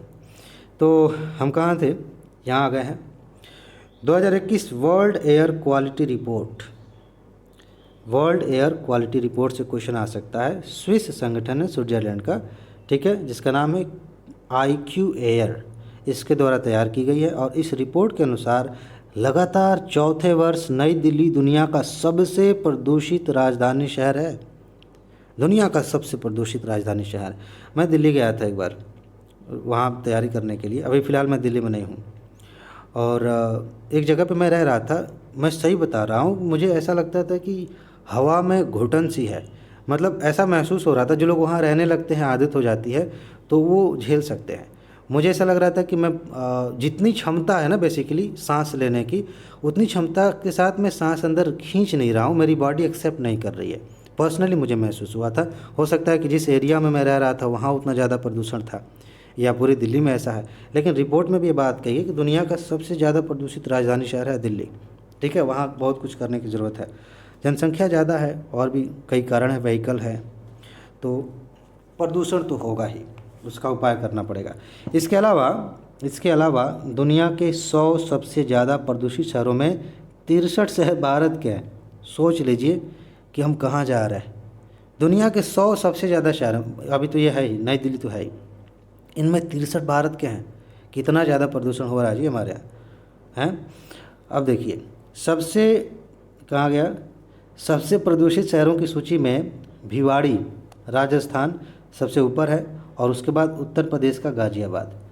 ये देखिए, यूपी पीछे देने वाले हैं ना, इसका ध्यान रखिएगा। अच्छा, आगे बढ़ते हैं। विश्व प्रेस स्वतंत्रता सूचकांक 2022 बहुत ज़्यादा इंपॉर्टेंट सूचकांक है। देखिए, अभी आगे हम देखेंगे, सूचकांक की एक लिस्ट है। तो 2022 वाले में भारत 150वें स्थान पर है। बहुत दुख की बात है, चिंता की बात है कि प्रेस की स्वतंत्रता हमारे यहाँ नहीं है। बाकी इस पर डिस्कस नहीं करते, आपको सब पता है। यह सूचकांक रिपोर्टर्स सैन फ्रंटियर्स, इसका एक और नाम है, ये अलग भाषा में है। इसका दूसरा नाम है रिपोर्टर्स विदाउट बॉर्डर्स। यहाँ कहीं लिखा गया, हाँ ये लिखा है रिपोर्टर्स विदाउट बॉर्डर्स। तो इसके द्वारा प्रकाशित किया जाता है। ठीक है, यूपीएससी ने इस पर क्वेश्चन पूछा था एक बार। अब क्या है, ये रिपोर्टर्स एंड फ्रंटियर्स या फिर रिपोर्टर विदाउट बॉर्डर के बारे में है। यह एक गैर सरकारी, अंतर्राष्ट्रीय गैर सरकारी और साथ ही साथ एक गैर लाभकारी संगठन है जो सूचना की स्वतंत्रता के अधिकार की रक्षा करता है। और ये जो है, इसको यूनेस्को, संयुक्त राष्ट्र और अंतर्राष्ट्रीय फ्रैंकोफोनी संगठन और यूरोप की परिषद में सलाहकार का दर्जा प्राप्त है, यानी कि ये बहुत ज़्यादा इम्पोर्टेंट, महत्वपूर्ण, उपयोगी आप कह सकते हैं संस्था है, स्पेशली एग्ज़ाम के दृष्टिकोण से। ठीक है, इसका मुख्यालय कहाँ है? पेरिस में है, फ्रांस में है। ठीक है, तो मेरे ख्याल से हाँ, ये जो भाषा है ना वो फ्रेंच भाषा में इसका नाम लिखा गया है। ठीक है, चलिए आगे बढ़ते हैं। बाकी आप इंग्लिश में नाम रखेंगे का रिपोर्टर्स विदाउट बॉर्डर्स। विश्व प्रेस स्वतंत्रता दिवस कब मनाया जाता है? 3 मई को मनाया जाता है, ध्यान रखेंगे, यहाँ से क्वेश्चन आ सकता है। विश्व प्रेस स्वतंत्रता दिवस यह प्रेस की स्वतंत्रता और मौलिक मानव अधिकारों के रूप में अभिव्यक्ति की स्वतंत्रता के महत्व के बारे में जागरूकता बढ़ाने के लिए एक दिवस मनाया जाता है। सीधा साधा 3 मई इम्पॉर्टेंट है। आगे बढ़ते हैं। जापान ने कहा है, क्या कहा है भाई, कि कामचटका प्रायद्वीप के पास 4 द्वीपों पर रूस ने अवैध रूप से कब्जा कर लिया है। जापानी इन द्वीपों को उत्तरी क्षेत्र कहते हैं, जबकि रूस इसे कुरिल कहता है। मैं आपको थोड़ा सा बता दूं, आप चाहें तो मैप देखेंगे ना तो ज़्यादा अच्छा रहेगा। मैं यहाँ से शुरू करता हूँ। मान लीजिए कि ये भारत है, यहाँ से बांग्लादेश की तरफ गया, ये थोड़ा सा ये निकला है, ये चाइना है, ये रूस है, ये थोड़ा रूस का ये हिस्सा। ठीक है, समझ पा रहे हैं? और इधर कहीं इधर जापान है, द्वीप है, यहाँ पे कामचटका प्रायद्वीप निकला हुआ है रूस से, और इधर बीच में कहीं यहाँ पे द्वीप हैं जहाँ पे झगड़ा हो रहा है रूस और जापान के बीच में। समझ में आ गई बात? तो कामचटका प्रायद्वीप आपको लोकेशन उसका पता होना चाहिए। इसके अलावा उत्तरी क्षेत्र और कुरिल जो है, एक कुराइल की धारा भी बहती है शायद, देखिएगा वहाँ पे समुद्री धाराओं में जब हम पढ़ते हैं तो कुरिल द्वीप भी है वहाँ पे, वो उसी की बात हो रही है। चलिए आगे बढ़ते हैं। रूस को, यहाँ देखिएगा बहुत ज़्यादा इंपॉर्टेंट बात है, यहाँ से क्वेश्चन आ सकता है। रूस को संयुक्त राष्ट्र मानवाधिकार परिषद से निलंबित कर दिया गया है। मानवाधिकार परिषद बहुत इंपॉर्टेंट है, इसके बारे में हमने पढ़ा है, एक वीडियो भी है, आप देख सकते हैं। तो इसे निलंबित कर दिया गया है। रूस पर आरोप थे कि उसके सैनिकों ने यूक्रेन में मानवाधिकारों का उल्लंघन किया है। झगड़ा तो चल ही रहा। संयुक्त राष्ट्र महासभा के सदस्यों ने रूस को निलंबित करने के लिए मतदान किया और उसे निलंबित कर दिया गया। अब आते हैं एक और लिस्ट देखते हैं, और ये लिस्ट बहुत ज़्यादा काम की है। वैसे ये पूरी वीडियो आपके बहुत काम की है, कई सारे क्वेश्चन यहाँ से मिलेंगे, यूपीएससी में भी और पीसीएस में भी। आप कम से कम 2-3 बार इस वीडियो को देख कर जाइएगा, बहुत मज़ा आएगा। तो अभ्यास होते हैं, सॉरी माइक थोड़ा दूर हो गया, हाँ सॉरी। तो अभ्यास होते हैं, द्विपक्षीय होते हैं, बहुपक्षीय होते हैं। सैन्य अभ्यास की बात कर रहे हैं, तो एक एक करके हम देखते हैं। सबसे पहले द्विपक्षीय अभ्यास एक संप्रीति है, मिलान करने के लिए पूछा जाता है। देखिए 2 तरह के क्वेश्चन आते हैं। एक क्वेश्चन आएगा कि संप्रीति अभ्यास किन 2 देशों के बीच में होता है। एक आएगा कि कुछ अभ्यास दे दिए गए, इधर ये लिख दिया गया, इधर देशों के नाम दे दिए गए, ठीक है, और ऊपर लिखा है भारत। भारत ये जो अभ्यास है किन किन देशों के साथ करता है, तो आप मिलान करेंगे। इधर कहीं बांग्लादेश होगा तो इसे मिला देंगे। तो भारत और बांग्लादेश के बीच में संप्रीति नामक सैन्य अभ्यास होता है। मित्र शक्ति, मित्र शक्ति इंपॉर्टेंट है, यहाँ से क्वेश्चन पहले आए हैं। भारत और श्रीलंका के बीच में। और मैत्री व्यायाम भारत और थाईलैंड के बीच में। वज्र प्रहरी भारत और संयुक्त राज्य अमेरिका के बीच। युद्ध अभ्यास होता है भारत और अमेरिका के बीच। और नोमैडिक एलिफेंट, ये अपने आप में यूनिक नाम है। नोमैडिक एलिफेंट भारत और मंगोलिया के बीच में होता है। मंगोलिया देखिए कहाँ है, चीन और रूस के बीच में पड़ता है, लैंडलॉक कंट्री है, इम्पॉर्टेंट है। इसके आगे बढ़ते हैं। गरुण शक्ति अभ्यास होता है भारत और इंडोनेशिया के बीच में। शक्ति अभ्यास, शक्ति अभ्यास भारत और फ्रांस के बीच में। और धर्म गार्जियन भारत और जापान के बीच में पूछा गया है। धर्म गार्जियन के बारे में पहले आया है, क्वेश्चन आ सकता है। सूर्य किरण भारत और नेपाल के बीच में। सूर्य किरण भारत और नेपाल के बीच सैन्य अभ्यास होता है। और हैंड इन हैंड एक्सरसाइज होता है, गेस करिए, हैंड इन हैंड भारत और चीन के बीच में, ठीक है। और सिम्बैक्स नाम का अभ्यास होता है भारत और सिंगापुर के बीच में। इसमें तो आप गेस कर सकते हैं, सिंगापुर है, इंडिया इसमें शामिल है, ठीक है। आगे बढ़ते हैं। शक्ति अभ्यास भारत और फ्रांस के बीच में, मेरे ख्याल से एक बार आया क्या ऊपर। कापाट, कोपाट भी इसको कहते हैं, सॉरी कॉर्पेट, कॉर्पेट CORPAT, कॉर्पेट, ये होता है भारत और थाईलैंड के बीच में। बाकी बहुपक्षीय अभ्यास हैं। पहले देखो मालाबार है, मालाबार से यूपीएससी ने कई बार क्वेश्चन पूछे हैं, पीसीएस में भी यहाँ से क्वेश्चन आया है। Bharat, America, Japan. एक चीज़ यहाँ पे ऐड करने लायक है। रुकिए मैं वीडियो को पॉज करता हूँ, ऐड करता हूँ। उसमें ऑस्ट्रेलिया भी जुड़ गया है, ठीक है। और ये खैर उसमें एक मैंने हाल ही में एक करंट में कवर किया था, तो वहाँ मैंने अपडेट किया है इसको कि यहाँ पे ऑस्ट्रेलिया शामिल है, लेकिन कुछ लोग कंफ्यूज हो सकते हैं। तो एक काम करते हैं, वीडियो को पॉज करते हैं। चलिए, तो मैंने इसको अपडेट कर दिया। मालाबार में कौन कौन है? मालाबार अभ्यास में भारत, अमेरिका, जापान और ऑस्ट्रेलिया भी है, ठीक है। चलिए, बाहर से जो आवाज़ आ रही थी घरघराहट की, अभी थोड़ा रिलैक्स हो गए, बंद हो गई। देखते हैं फिर दोबारा कहीं काम शुरू हो जाएगा तो कोई बात नहीं। चलिए, क्या है? Cobra gold. ये एशिया और प्रशांत के देश मिलकर के करते हैं कोबरा गोल्ड, ठीक है। इसके अलावा एक है संवेदना। संवेदना में कौन शामिल है? दक्षिण एशियाई क्षेत्र के राष्ट्र शामिल हैं। दक्षिण एशिया में आप देख लीजिए कौन कौन से देश शामिल हैं। भौगोलिक तौर पे ना थोड़ा सा आइडिया होना चाहिए कि दक्षिण एशिया में कौन शामिल है, या पूर्वी एशिया किसे कहते हैं।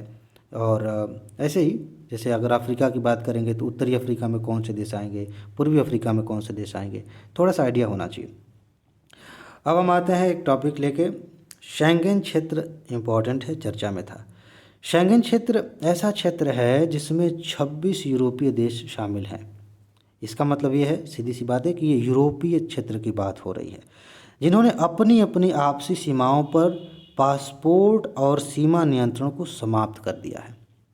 यानी कि ऐसा क्षेत्र है यूरोप में जिसमें 26 देश शामिल है और वहाँ पे पासपोर्ट की ज़रूरत नहीं होती। आप एक देश से दूसरे देश में जाएं सब्जी लेने मार्केट करने, घूमने, जो भी करने जाते हैं, ठीक है, आवाजाही फ्री है बिना पासपोर्ट के। फ्री मतलब ये नहीं कि ऐसे ही परिवहन का पैसा देना पड़ेगा ना, पासपोर्ट नहीं लगेगा। पूछा जा सकता है कि शेंगेन क्षेत्र क्या है, बस इतनी सी बात है, लेकिन इम्पॉर्टेंट है। अब देखिए, ऑस्कर से क्वेश्चन क्यों आ सकता है?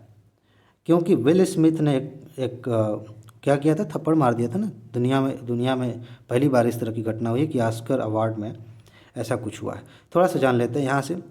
ऑस्कर 2022 का 94वां अकादमी पुरस्कार समारोह academy of motion picture arts and sciences, जिसको AMPAS कहते हैं, द्वारा प्रस्तुत किया जाता है। यह कार्यक्रम 27 मार्च 2022 को लॉस एंजल्स के डॉल्बी थिएटर में आयोजित किया गया था। यहाँ से क्वेश्चन आ सकता है कि ये कहाँ आयोजित हुआ था, और बेस्ट एक्टर का अवार्ड मिला था विल स्मिथ को, ठीक है। और फिल्म थी किंग रिचर्ड, इसके लिए मिला था। बस इतना इंपॉर्टेंट है, ये लाइन बहुत ज़्यादा इंपॉर्टेंट है। चर्चा में इसलिए ये थे क्योंकि आपने देखा होगा कि नॉर्मली भारत में भी जो समारोह होते हैं ना, अवार्ड फंक्शन, तो ये कॉमेडियंस भी आते हैं, और जो वहाँ पे क्या कहते हैं, माइक लेके बोलते हूँ, एंकरिंग जो करते हैं, तो वे कॉमेडियन थे, कोई कॉमेडी कर रहे थे, जोक सुना रहे थे। उनकी पत्नी पे एक उन्होंने जोक सुनाया। पत्नी किसी बीमारी से जूझ रही हैं जिसकी वजह से उनके बाल गिर गए हैं सारे, तो इनको गुस्सा आ गया, जाके थप्पड़ मार दिए, इंटरनेशनल न्यूज़ बन गई। खैर, वो सब इधर उधर की बातें हैं, बस मैं इसलिए बता रहा हूँ ताकि कहानी दिमाग में बैठ जाए और विल स्मिथ आपको याद रहे। यहाँ से क्वेश्चन आ सकता है। 16 मार्च को मेडागास्कर की राजधानी क्या है? एंटानारिवो, नहीं, दो बार ना है, एंटानारिवो, ठीक है। इस यहाँ पे महात्मा गांधी के नाम पर एक ग्रीन ट्रायंगल का उद्घाटन किया गया है। पूछा जा सकता है सिंपल कि किस देश में महात्मा गांधी के नाम पर एक ग्रीन ट्रायंगल बना है, ठीक है। और ग्रीन ट्रायंगल का उद्घाटन भारत की स्वतंत्रता के 75वें वर्ष के उपलक्ष्य में आज़ादी के अमृत महोत्सव के एक भाग के रूप में किया गया है, ठीक है। आगे बढ़ते हैं। 2004 में लिवरपूल को विश्व विरासत का खिताब दिए जाने के बाद देखिए क्या हुआ है, क्वेश्चन आएगा यहाँ से। जुलाई 2021 में इसे यूनेस्को ने विश्व विरासत स्थल की सूची से हटा दिया है। इससे पहले केवल 2 स्थानों ने अपनी विरासत का दर्जा खो दिया है। कौन है वो? 2007 में ओमान में अरेबियन ओरिक्स अभयारण्य, और 2009 में जर्मनी में ड्रेसडेन एल्बे घाटी स्थानों को इस सूची से हटा दिया गया है, ठीक है। यदि वे क्या करते हैं, इन स्थलों को ठीक से संरक्षित नहीं करते। यहाँ बीच में कोई एक और लाइन होनी चाहिए थी, जिसे हटा दिया गया। और ऐसा क्यों होता है? क्योंकि अगर वो ढंग से उसकी रक्षा नहीं करते, संरक्षित नहीं करते, तो विरासत की सूची से हटा दिया जाता है, ठीक है। क्योंकि देखो, जब किसी स्थान को विरासत की सूची में शामिल किया जाता है यूनेस्को के द्वारा, तो कुछ चीज़ें शामिल होती हैं उसमें, कुछ एक तरह से शर्त आप कह सकते हैं कि भाई इसको सुरक्षित रखने के लिए ये दशाएं यहाँ पे बना के रखिए, आसपास इंडस्ट्रीज़ ना लगाइए, ज़्यादा कोई इंफ्रास्ट्रक्चर का काम ऐसा ना करिए जिससे नुकसान हो सकता है। तो इन शर्तों को वो लोग लागू नहीं कर रहे थे, बात ख़त्म हो गई। ठीक है, चलिए अब उत्तर प्रदेश के प्रमुख शोध संस्थान, आपको यूपी स्पेशल में वैसे भी मैंने दिया है, एक लिस्ट दिया है, लेकिन उसमें पूरे भारत के शोध संस्थान है जो भी महत्वपूर्ण है। यूपी स्पेशल की एक लिस्ट मैं आपको दे रहा हूँ। ओके, गाजियाबाद, गाजियाबाद में राष्ट्रीय जैव उर्वरक विकास केंद्र है। ओके, इसके अलावा कपड़ा अनुसंधान संस्थान है। सहारनपुर में आप देखेंगे central pulp and paper research institute है। लखनऊ में उत्तर प्रदेश कृषि अनुसंधान संस्थान है और केंद्रीय औषधि अनुसंधान संस्थान है और भारतीय गन्ना अनुसंधान संस्थान है। इसके अलावा भारतीय विश्व विज्ञान अनुसंधान संस्थान है लखनऊ में, इम्पॉर्टेंट है। इसके अलावा देखिए बिरबल साहनी, ये पूरा वनस्पति शास्त्र अनुसंधान संस्थान है और राष्ट्रीय वनस्पति अनुसंधान संस्थान भी यहाँ पे है। इसके अलावा national bureau of fish genetic resources, ये भी लखनऊ में है। कानपुर की बात करेंगे तो जेके कैंसर संस्थान है कानपुर में, केंद्रीय वस्त्र संस्थान है और भारतीय चमड़ा रंगाई और जूट संस्थान है। ठीक है, जूता होना चाहिए, जूता, ये जूता लिखा है, ये संस्थान है यहाँ पे। आगे भारतीय दलहन अनुसंधान संस्थान है यहाँ पे, कहाँ पे, कानपुर में, और राष्ट्रीय चीनी अनुसंधान संस्थान है यहाँ पे। ग्रेटर नोएडा में आप देखेंगे तो वीवी गिरी राष्ट्रीय श्रम संस्थान, राष्ट्रीय उद्यमिता और लघु व्यवसाय विकास संस्थान। मथुरा की बात करिए केंद्रीय बकरी अनुसंधान संस्थान। क्वेश्चन यहाँ से आए हैं, जो लिस्ट में दे रहा हूँ ना, यहाँ से क्वेश्चन पहले खूब पूछे गए हैं और हर साल एक क्वेश्चन इस तरह का आता है। बुलंदशहर में क्या है, केंद्रीय कांच और सिरामिक अनुसंधान और प्रसार केंद्र है। ग्रेटर नोएडा में राष्ट्रीय सांख्यिकी प्रशासन अकादमी है और मेरठ में केंद्रीय आलू अनुसंधान केंद्र है। एक क्वेश्चन मुझसे पूछा गया था व्हाट्सएप में कि सर ये तो शिमला में है, शायद यही है, तो ये मेरठ में भी है, वहाँ भी है। ठीक है, ध्यान रखिएगा। बरेली में क्या है, केंद्रीय पक्षी अनुसंधान संस्थान इज्जतनगर में और भारतीय पशु चिकित्सा अनुसंधान संस्थान है। ठीक है, कहाँ पे, बरेली में। झांसी की बात करिए, झांसी में भारतीय चारागाह और अनुसंधान संस्थान है। ओके, महोबा की बात करेंगे तो पान अनुसंधान और प्रशिक्षण केंद्र है महोबा में। इलाहाबाद प्रयागराज की बात करिए हरिश्चंद्र अनुसंधान संस्थान, केंद्रीय अंतरस्थलीय मत्स्यिकी अनुसंधान संस्थान इलाहाबाद में है। वाराणसी में भारतीय हथकरघा तकनीकी संस्थान है और Indian institute of handloom technology यहाँ पे है वाराणसी में। भारतीय सब्जी अनुसंधान भी यहाँ पे है और इसको लेकर के कई बार यूपी पीसीएस में क्वेश्चन आया है, ध्यान रखिएगा। संत रविदास नगर की बात करेंगे तो भारतीय कालीन प्रौद्योगिकी संस्थान है यहाँ पे और रायबरेली में national institute of fashion technology है। ओके, आगरा की बात करेंगे तो केंद्रीय कुष्ठ रोग संस्थान है आगरा में। अब इसके बाद आ गई प्रमुख योजनाएं, इसके बारे में बात करेंगे। ठीक है, वैसे तो योजनाओं के बारे में हमने पहले भी पढ़ा है, लेकिन इस लिस्ट में पहली योजना है निष्ठा योजना। इसको कहते हैं शिक्षक प्रशिक्षण अभियान है। ये यूपी पीसीएस में प्रश्न पूछने का एक पैटर्न है। योजनाओं से जब प्रश्न आते हैं 2-3 चीज़ें ध्यान रखनी है। सबसे ज़्यादा जो प्रश्न में शामिल किए जाने वाली लाइन है वो है कि यह योजना कब लॉन्च हुई थी। कभी मिलान करने के लिए, कभी सीधा सीधा सेंटेंस के रूप में ये बात पूछ ली जाती है। इसके बाद दूसरी बात कि इस योजना का मकसद क्या है, बाकी इधर उधर की बातें ज़्यादा नहीं आती। तो ये जो निष्ठा योजना है 2019 में लॉन्च की गई। कभी कभी ये लोग तारीख भी पूछ लेते हैं, लेकिन आप कितनी तारीखें याद करेंगे, सिर्फ ये याद रहेगा ना तब भी काम चल जाएगा। और इसका उद्देश्य क्या है, ध्यान दीजिए। 42 लाख शिक्षकों के लिए फ्री ट्रेनिंग प्रोग्राम। प्रधानमंत्री के इस शिक्षक प्रशिक्षण अभियान में मानव संसाधन विकास मंत्रालय द्वारा, याद रखिएगा, मानव संसाधन विकास मंत्रालय द्वारा लाखों शिक्षकों को फ्री ट्रेनिंग दी जाएगी। ठीक है, मंत्रालय पूछा जाता है। मानव संसाधन विकास मंत्रालय ने शिक्षकों को ट्रेनिंग देने वाली निष्ठा योजना को 22 अगस्त से देश में शुरू कर दिया है और शिक्षक प्रशिक्षण अभियान, ये उस समय की बात है जब ये योजना लागू की गई थी। ठीक है, अभियान अपने आप में पूरी दुनिया में इकलौता ऐसा अभियान है जिसमें 42 लाख शिक्षकों को मुफ्त ट्रेनिंग दी जाएगी, प्रशिक्षण दिया जाएगा। ठीक है। और निष्ठा योजना 2019 में सभी सरकारी स्कूलों के शिक्षकों और प्रधानाचार्य को इस सरकारी योजना में शामिल किया जाएगा। ओके। आगे क्या है, इसके अलावा एनसीईआरटी और डीआरईटी के सदस्यों को भी इसमें शामिल किया जाएगा। ओके, सिंपल सी बात है। आगे बढ़ते हैं, असीम पोर्टल के बारे में देखिए। पहली बात 2020 याद रखिएगा। असीम पोर्टल आत्मनिर्भर स्किल्ड एम्प्लॉयर मैपिंग। इसके तहत एक तरह से कुशल कर्मचारियों और नियोक्ताओं के बीच मध्यस्थ की तरह ये काम करेगा। यानी कि मैं सिंपल बताऊं, चलो पढ़ देते हैं तो अभी समझ में आ जाएगा। जिस भी व्यक्ति को नौकरी की तलाश है वह असीम पोर्टल पर ऑनलाइन पंजीकरण करेगा। ठीक उसी तरह नियोक्ता भी अपनी प्रोफाइल इस पोर्टल पर बनाएगा और नौकरी तलाश कर रहे लोगों से काम के लिए उनका चयन करेगा। बढ़िया, काफ़ी अच्छा है। आपको बता दें कि आत्मनिर्भर स्किल्ड एम्प्लॉयर मैपिंग असीम पोर्टल पर सभी तरह की नौकरियां उपलब्ध हैं। हर तरह की नौकरी है। इसका मतलब ये नहीं कि यहाँ पे IAS PCS बना जाएगा, ठीक है, वो अलग तरह की बात है। सॉरी।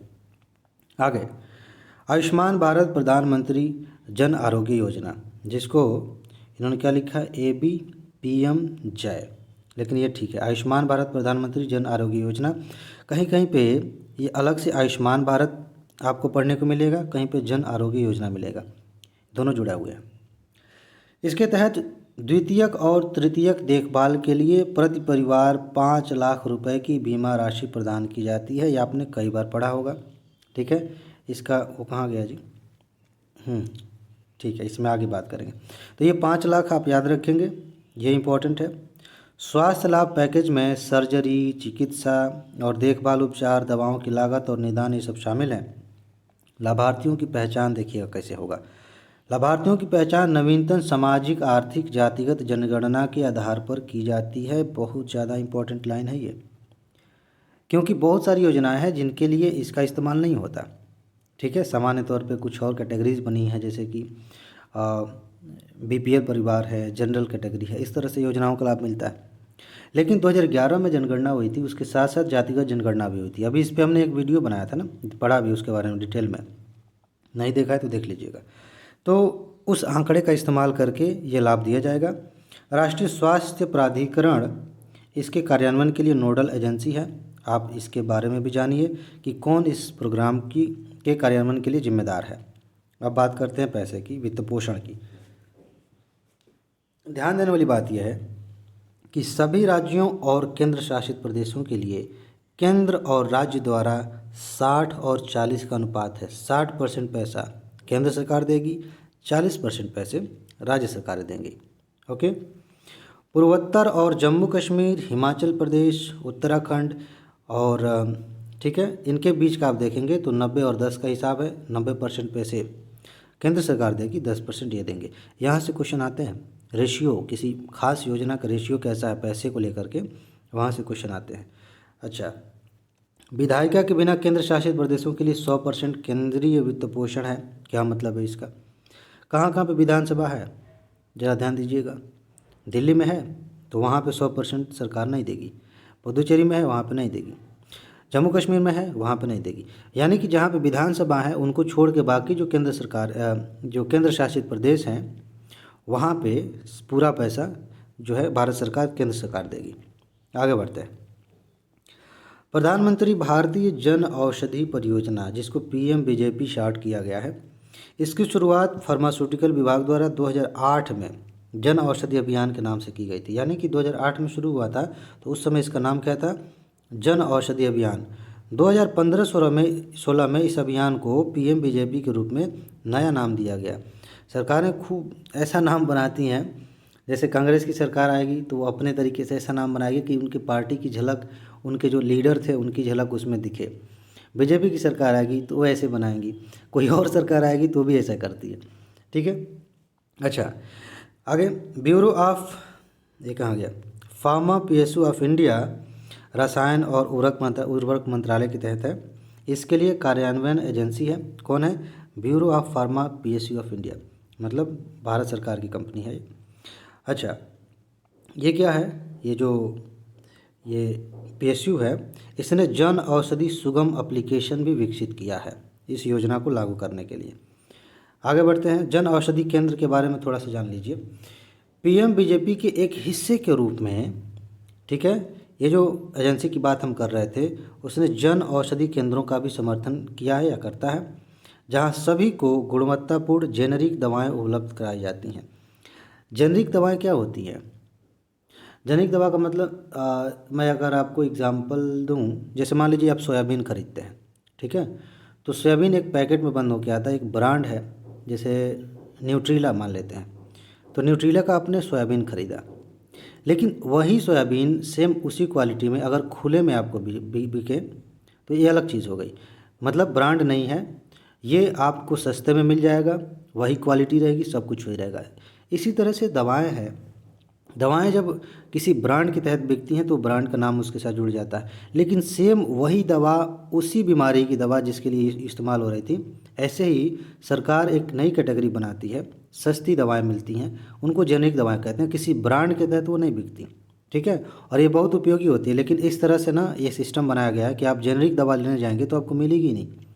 सरकार चाहती है कि ज़्यादा से ज़्यादा लोगों तक ये दवाएँ दी जाएँ ताकि खर्चा कम आए, सेहत पर जो खर्चा हो रहा है। लेकिन आप मेडिकल पे जाएंगे, अगर आपको बुखार है, आप कहेंगे जेनरिक दवा दीजिए, तो मुश्किल है कि वो आपको जेनरिक दवा दें, क्योंकि उसमें उनको ज़्यादा फ़ायदा नहीं है। खैर वो अलग बात है, जेनरिक दवा आप समझ गए ना। इन केंद्रों की स्थापना डॉक्टर्स, फार्मासिस्ट, उद्यमियों और स्वयं सहायता समूहों और गैर सरकारी संगठनों आदि द्वारा किसी भी उपयुक्त स्थान पर या अस्पताल परिसर के बाहर किया जा सकता है जहां से जेनरिक दवाएं मिलेंगी, ये प्रावधान है। आगे बढ़ते हैं, एक अगली योजना है प्रधानमंत्री स्वनिधि। ये क्या है? पहली बात ध्यान रखिएगा, आवास और शहरी मामलों के मंत्रालय ने स्ट्रीट वेंडर्स को किफ़ायती ऋण प्रदान करने के लिए इसकी शुरुआत की थी। किस मंत्रालय ने? आवास और शहरी मामलों के मंत्रालय ने। इसकी घोषणा आत्मनिर्भर भारत अभियान के तहत आर्थिक प्रोत्साहन सेकंड के भाग के रूप में की गई थी।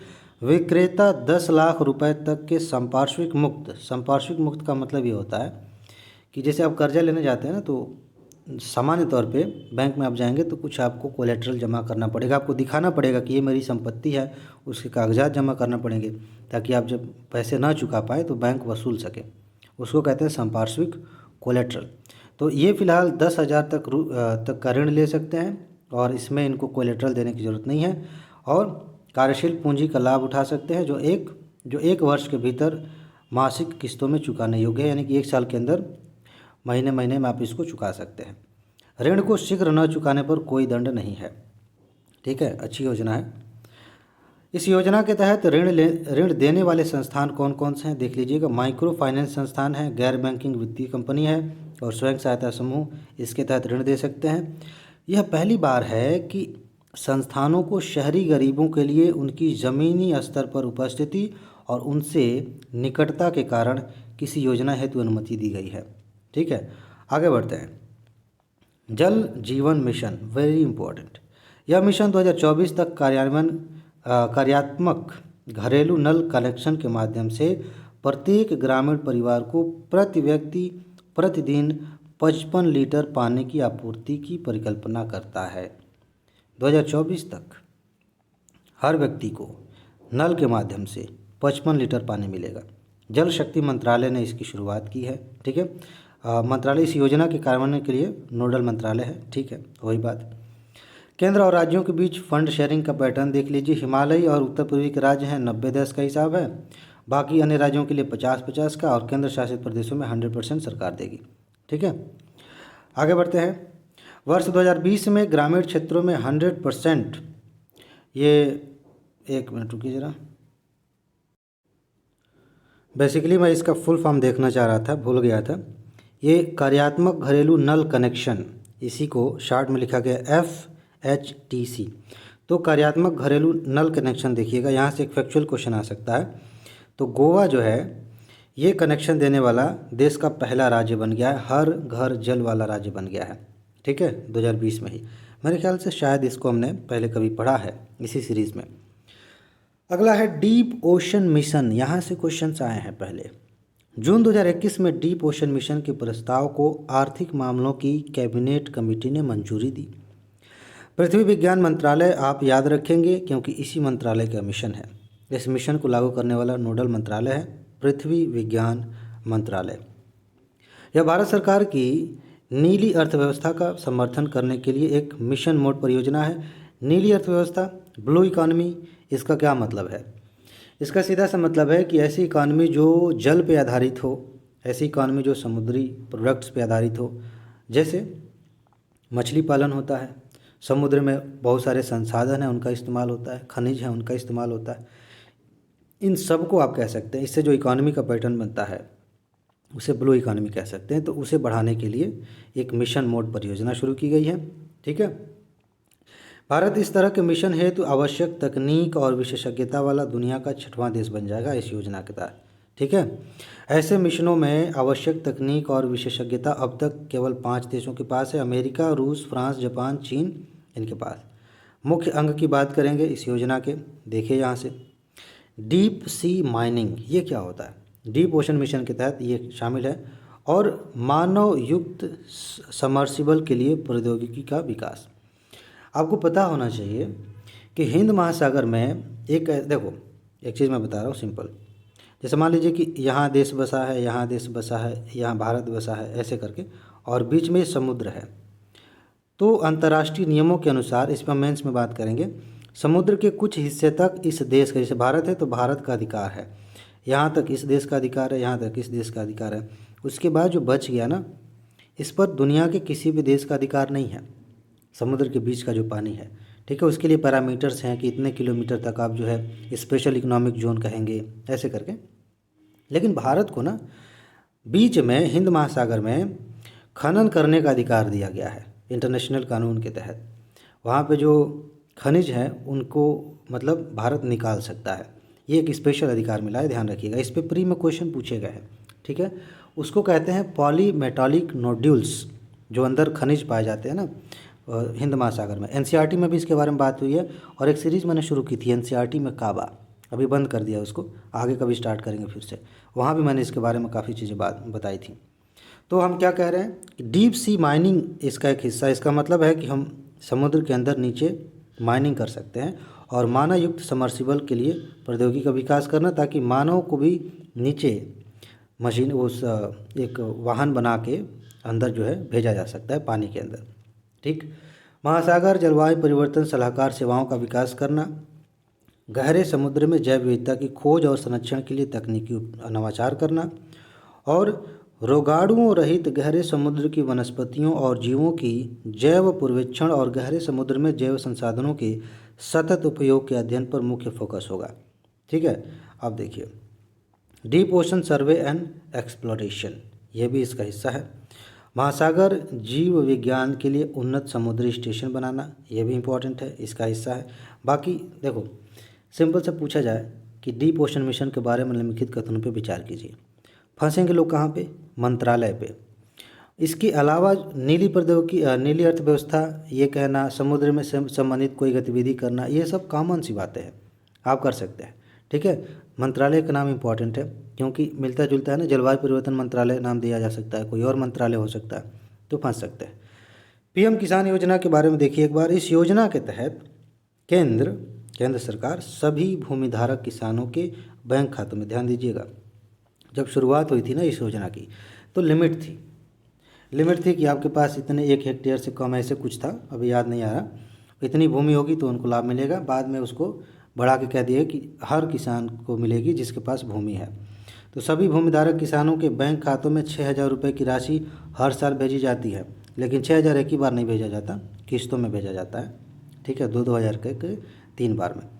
यह केंद्रीय क्षेत्र की योजना है। इसके बारे में मैंने पहले ही बताया कि केंद्रीय क्षेत्र योजना का क्या मतलब है, कि केंद्र सरकार खुद ही लागू करती है, और केंद्र प्रायोजित का मतलब होता है कि केंद्र सरकार ने प्लान बनाया है और उसको लागू करेंगे, राज्य सरकार ने लागू करेंगे या फिर कोई स्पेशल पर्पज़ व्हीकल। ठीक है, तो ये केंद्रीय क्षेत्र की योजना है और इसे कृषि और किसान कल्याण मंत्रालय द्वारा कार्यान्वित किया जा रहा है। ओके, लाभार्थी की पहचान कौन करेगा? इम्पॉर्टेंट है, राज्य और केंद्र शासित प्रदेश जो है वो वहाँ की सरकारें लाभार्थी की पहचान करेंगी। आगे बढ़ते हैं। पीएम किसान मोबाइल ऐप देखिए, इसे राष्ट्रीय सूचना विज्ञान केंद्र द्वारा, ठीक है, ये क्या है, मिनिस्ट्री ऑफ अर्थ, कौन है जी, एक मिनट रुकिए,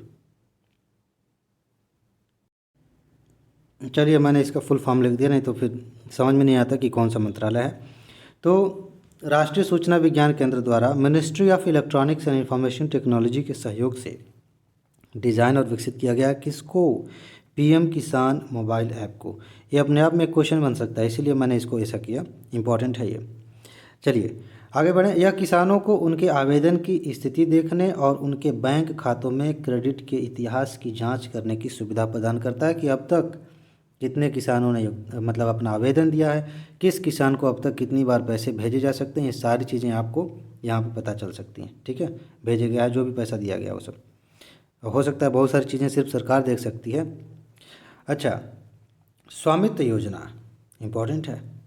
स्वामित्व योजना के बारे में जानते हैं, एक मिनट रुकिए। हाँ, स्वामित्व का मतलब गांवों के सर्वेक्षण और ग्रामीण क्षेत्रों का बेहतर प्रौद्योगिकी के साथ मानचित्रण है। ठीक है, यह केंद्रीय क्षेत्र की योजना है, फिर से याद रखिएगा, केंद्र प्रायोजित नहीं, केंद्रीय क्षेत्र की योजना है।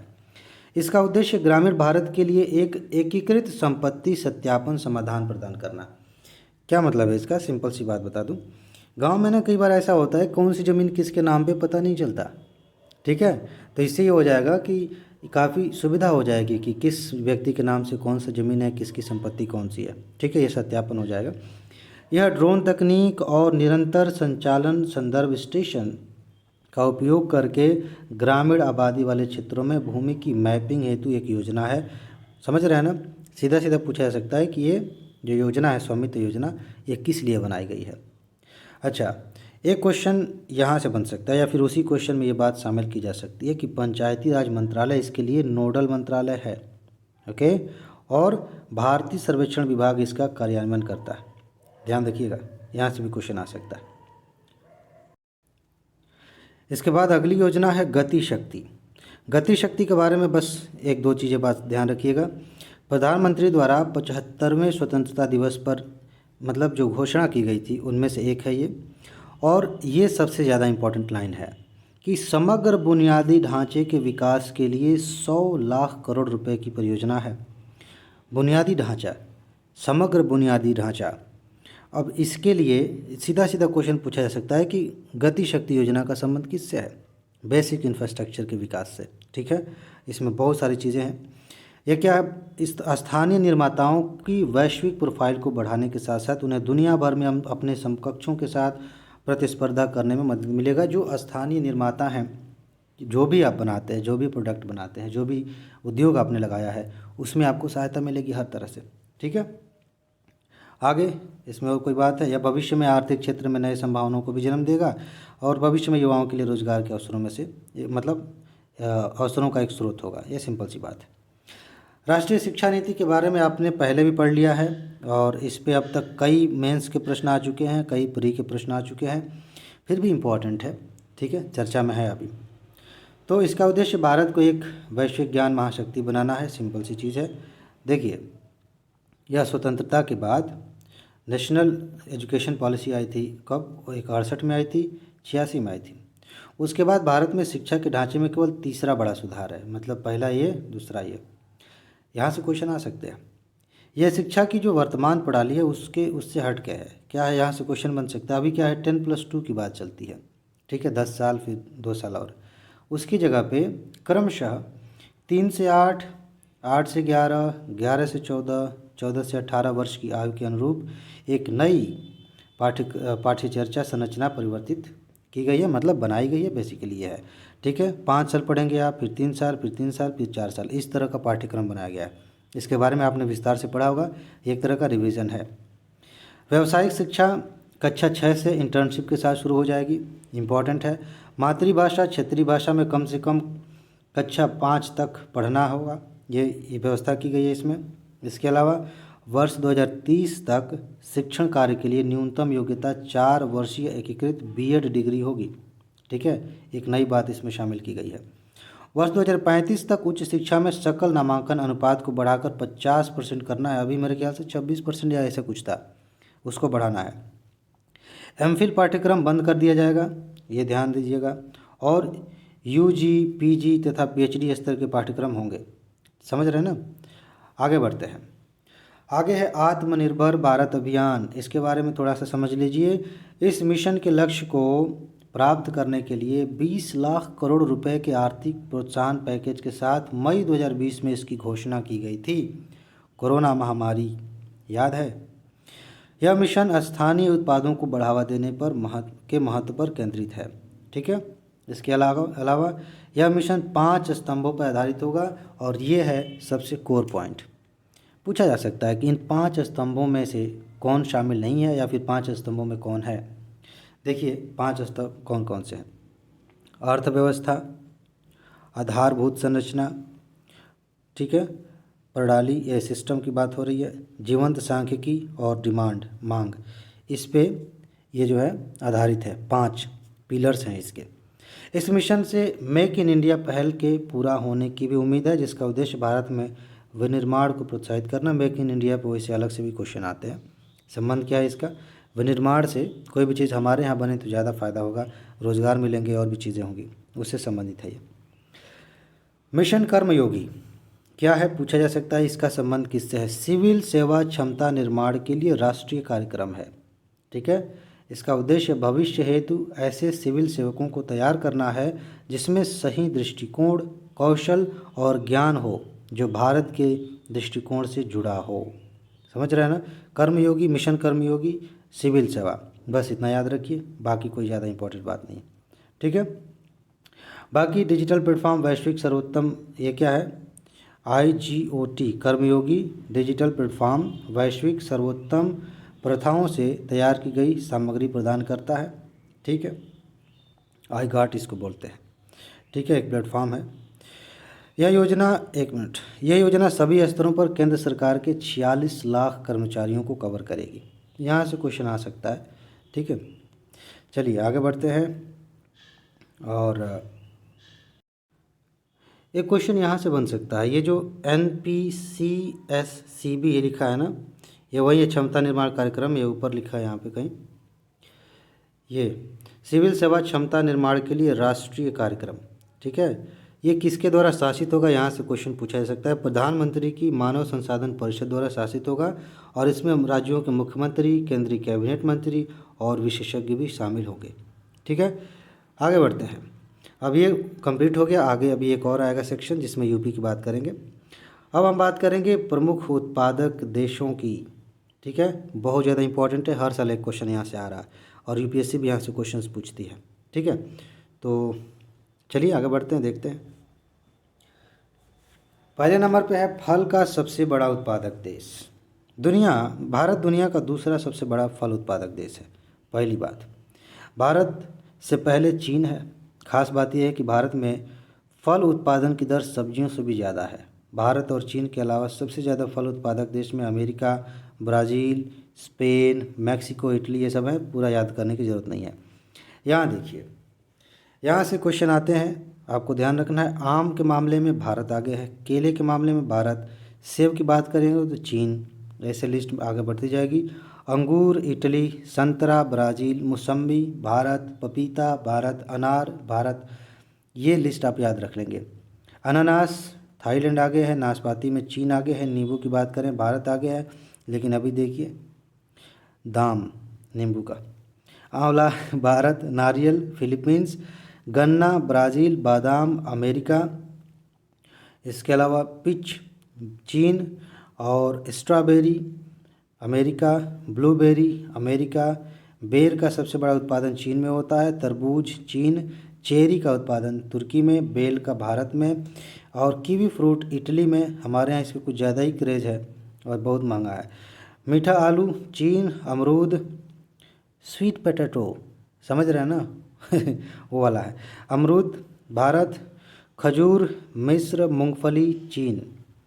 आगे बढ़ते जाएं। वैज्ञानिक नाम, ये क्या है जी, एक मिनट रुकिए। यहाँ पे एक लाइन अनावश्यक रूप से लिख दी गई थी तो उसको मैंने हटा दिया। सब्जी की बात करेंगे, पूरी दुनिया में भारत कृषि के अंतर्गत सब्जी उत्पादन में एक प्रमुख स्थान रखता है और चीन के बाद ही भारत में ही सबसे ज़्यादा सब्जी का उत्पादन होता है, तो सेकेंड नंबर पे है। ठीक है, इसके बाद अमेरिका, इंडोनेशिया है। ज़रा देखिएगा इधर, ये लिस्ट ध्यान से देखिए। आलू चीन, प्याज चीन, टमाटर चीन, गोभी चीन, बैगन चीन, भिंडी भारत। सोयाबीन का उत्पादन अमेरिका में सबसे ज़्यादा होता है, सूखी बीन का भारत में, ग्रीन बीन का चीन में, पालक का सबसे बड़ा उत्पादक देश चीन है। ठीक है, मटर का सबसे बड़ा उत्पादक जो है वो भारत है, गाजर चीन में, ककड़ी सबसे ज़्यादा चीन में, मूली सबसे ज़्यादा भारत में और दलहन का सबसे बड़ा उत्पादक भारत है। कमाल की बात यह है कि दाल जो है, नहीं सॉरी, हाँ दलहन में ठीक है, एक और मेरे दिमाग में दूसरा फैक्ट आ रहा था। ठीक है, पत्ता गोभी चीन, फूल गोभी चीन, कसावा नाइजीरिया में, कटहल भारत में, लौकी चीन में, कद्दू चीन और बरबट्टी भारत, करेला भारत, मुनगा भारत, खीरा चीन में। देखिए एक चीज़ मैं बताऊं, कई बार कुछ सब्जियों के, कुछ फसलों के नाम ऐसे होते हैं जो स्थानीय स्तर पे अलग अलग होते हैं, हमें सुनने में थोड़े अटपटे लग सकते हैं।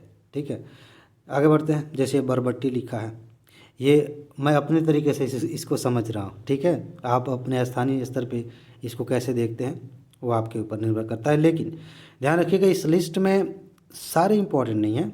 जैसे खीरा है, खीरा अभी एक चर्चा में इम्पोर्टेंट है, भारत दुनिया का सबसे बड़ा निर्यातक बना है खीरे का। ठीक है, लेकिन उत्पादन के मामले में चीन आगे है। चुकंदर से क्वेश्चन आए हैं, उत्पादक देश यहाँ पे रूस बता रहा है। मेरे ख्याल से आप कंफ्यूज हो सकते हैं रूस और ब्राज़ील के बीच में। ठीक है, तो इसको आप क्लियर कर लीजिएगा। कई बार ऐसा होता है ना कि कुछ पुराने डाटा होते हैं, जैसे वैसे तो ये बदलता नहीं है जल्दी, लेकिन 7-8 साल में थोड़ा बहुत अंतर आ जाता है कि कोई सेकंड स्थान पे था तो पहले स्थान पे चला जाए। ठीक है, तो उससे परेशान नहीं होना। अनाज की बात करेंगे तो दुनिया भर में हर साल इतने लाख टन का अनाज उत्पादन होता है, ये हमें देखने की ज़रूरत नहीं है। ठीक है, और चीन दुनिया का सबसे बड़ा अनाज उत्पादक देश है, यहाँ लिखा हुआ है चीन। चीन के बाद अमेरिका, ठीक है, दूसरे स्थान पे आता है, फिर इंडोनेशिया है, लेकिन भारत भी मतलब अच्छा खासा उत्पादक है। खैर हमारा मतलब यहाँ से है। मक्का यहाँ से क्वेश्चन आए हैं, अमेरिका सबसे आगे है। चावल की बात करेंगे, चीन आगे है। चावल पे क्वेश्चन आया था, यूपीएससी ने पूछा था सबसे ज़्यादा निर्यात कौन करता है, भारत करता है, ध्यान रखिएगा। गेहूँ के मामले में चीन आगे है।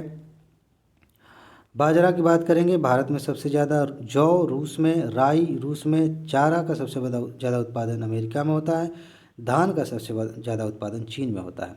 ठीक है, मसाले की बात करेंगे तो मसाले की दुनिया में भारत सबसे आगे है। भारतीय मसाले देश और दुनिया सभी जगह अपनी खुशबू और रंग के लिए मशहूर हैं। वाह क्या लाइन है, पूरे विश्व में मसाला का सबसे ज़्यादा उत्पादन भारत में होता है। पूरी दुनिया का 75% मसालों का उत्पादन अकेला भारत करता है, फिर चीन दूसरे नंबर पे है और बांग्लादेश तीसरे नंबर पे है। ठीक है, यहाँ आते हैं, लिस्ट देखते हैं। दालचीनी का सबसे बड़ा उत्पादक देश इंडोनेशिया है, जिंजर का भारत, काली मिर्च का वियतनाम, ओके, और चिली मिर्च भारत, धनिया भारत, मेथी भारत, अदरक भारत, सौंफ भारत सॉरी, ठीक है, अजवाइन भारत, सरसों नेपाल, जीरा का सबसे बड़ा उत्पादक भारत है, लौंग का सबसे बड़ा उत्पादक इंडोनेशिया है। देखो पढ़ाई जब बोरिंग लगने लगे ना तो उसको इंटरेस्टिंग बनाना हमारी जिम्मेदारी होती है। अब आप हंस लो, एंजॉय कर लो अच्छे से, ठीक है, तो उससे क्या होता है ना कि हम ज़बरदस्ती के बोर नहीं होते। ये बहुत इंपॉर्टेंट चीज़ दिमाग में आ गई कि जब पढ़ते पढ़ते हमें लगे कि पढ़ाई एकदम निरर्थक लग रही है, एकदम मन नहीं लग रहा है, तो आपको ऐसे तरीके निकालने चाहिए जिससे वो इंटरेस्टिंग हो जाए। बातें वही हैं, किताबें वही हैं, वो नहीं बदलेंगी, हमें अपना मूड बदलना होगा। ठीक है ना, चलिए मूड बदलते हैं। लौंग इंडोनेशिया में सबसे ज़्यादा, इलायची ग्वाटेमाला, जायफल इंडोनेशिया, वनीला इंडोनेशिया में, केसर का सबसे ज़्यादा उत्पादन ईरान में होता है। केसर से क्वेश्चन आ सकता है। भारत की बात करेंगे तो बताइए भारत में केसर सबसे ज़्यादा कहाँ उत्पादित होता है, इस पे क्वेश्चन आया है पहले। आगे बढ़ते हैं। मेवे का सबसे बड़ा उत्पादक देश कौन है भाई? सूखे फल जिसको कहते हैं मेवा, किशमिश, इस तरह से ना, जिसके ये सब बाकी चीज़ें वैसे फालतू की लिखी हैं कि स्वाद होता है, पोषक मूल्य होते हैं सब। सूखा फल या मेवे के उत्पादन में अमेरिका सबसे बड़ा उत्पादक देश है, ये आप ध्यान रखेंगे। चलिए, बादाम, ये कच्चा बादाम नहीं है, ठीक है, ये असली वाला बादाम है। तो अमेरिका, वालनट चीन, काजू वियतनाम, अखरोट चीन में, और उसके बाद से हेज़लनट तुर्की में, सी नट नाइजीरिया में, किशमिश अमेरिका सबसे आगे है, अंजीर के मामले में तुर्की आगे है। अब पेय पदार्थों की बात करेंगे, यहाँ से क्वेश्चन आए हैं काफ़ी। चाय की बात करेंगे, चीन सबसे आगे है, ठीक है। कॉफ़ी की बात करिए, ब्राज़ील। कोको का सबसे बड़ा उत्पादक देश, ये आइवरी कोस्ट का पुराना नाम क्या है, कोत दीवार, अब उसका नाम हो गया आइवरी कोस्ट। गाय का दूध का सबसे बड़ा उत्पादक देश, ये मेवा में नहीं शामिल होगा, ये अलग है, ठीक है, ये अमेरिका है आगे। और ये क्या है, फाइबर का सबसे बड़ा उत्पादक देश, अब फाइबर की बात करेंगे, ये सब मिक्स कर दिया है कि में, ठीक है। ये क्या है, अबेका, इसका उत्पादक देश है फिलीपींस। कपास की बात करेंगे, चीन आगे है। जूट की बात करेंगे, भारत आगे है। सिल्क में चीन आगे है। चारा की बात करेंगे, अमेरिका आगे है। सीसल की बात करेंगे, ब्राज़ील। रबड़ में थाईलैंड, रबड़ से क्वेश्चन आया है। रेशम की बात करेंगे, चीन आगे है। नशीली दवाओं की बात करिए, अफीम का सबसे बड़ा उत्पादक देश अफ़गानिस्तान है। आपने गोल्डन ट्रायंगल, गोल्डन क्रिसेंट के बारे में सुना होगा, कई बार यहाँ से मेंस में क्वेश्चंस आए हैं, कई बार यहाँ से प्री में क्वेश्चंस आए हैं। चलिए मैं थोड़ा सा आपको समझा देता हूँ, थोड़ा सा टॉपिक चेंज हो जाएगा, मज़ा आएगा। ये मैं सिंपल थोड़ा सा बना देता हूँ भारत के जैसा।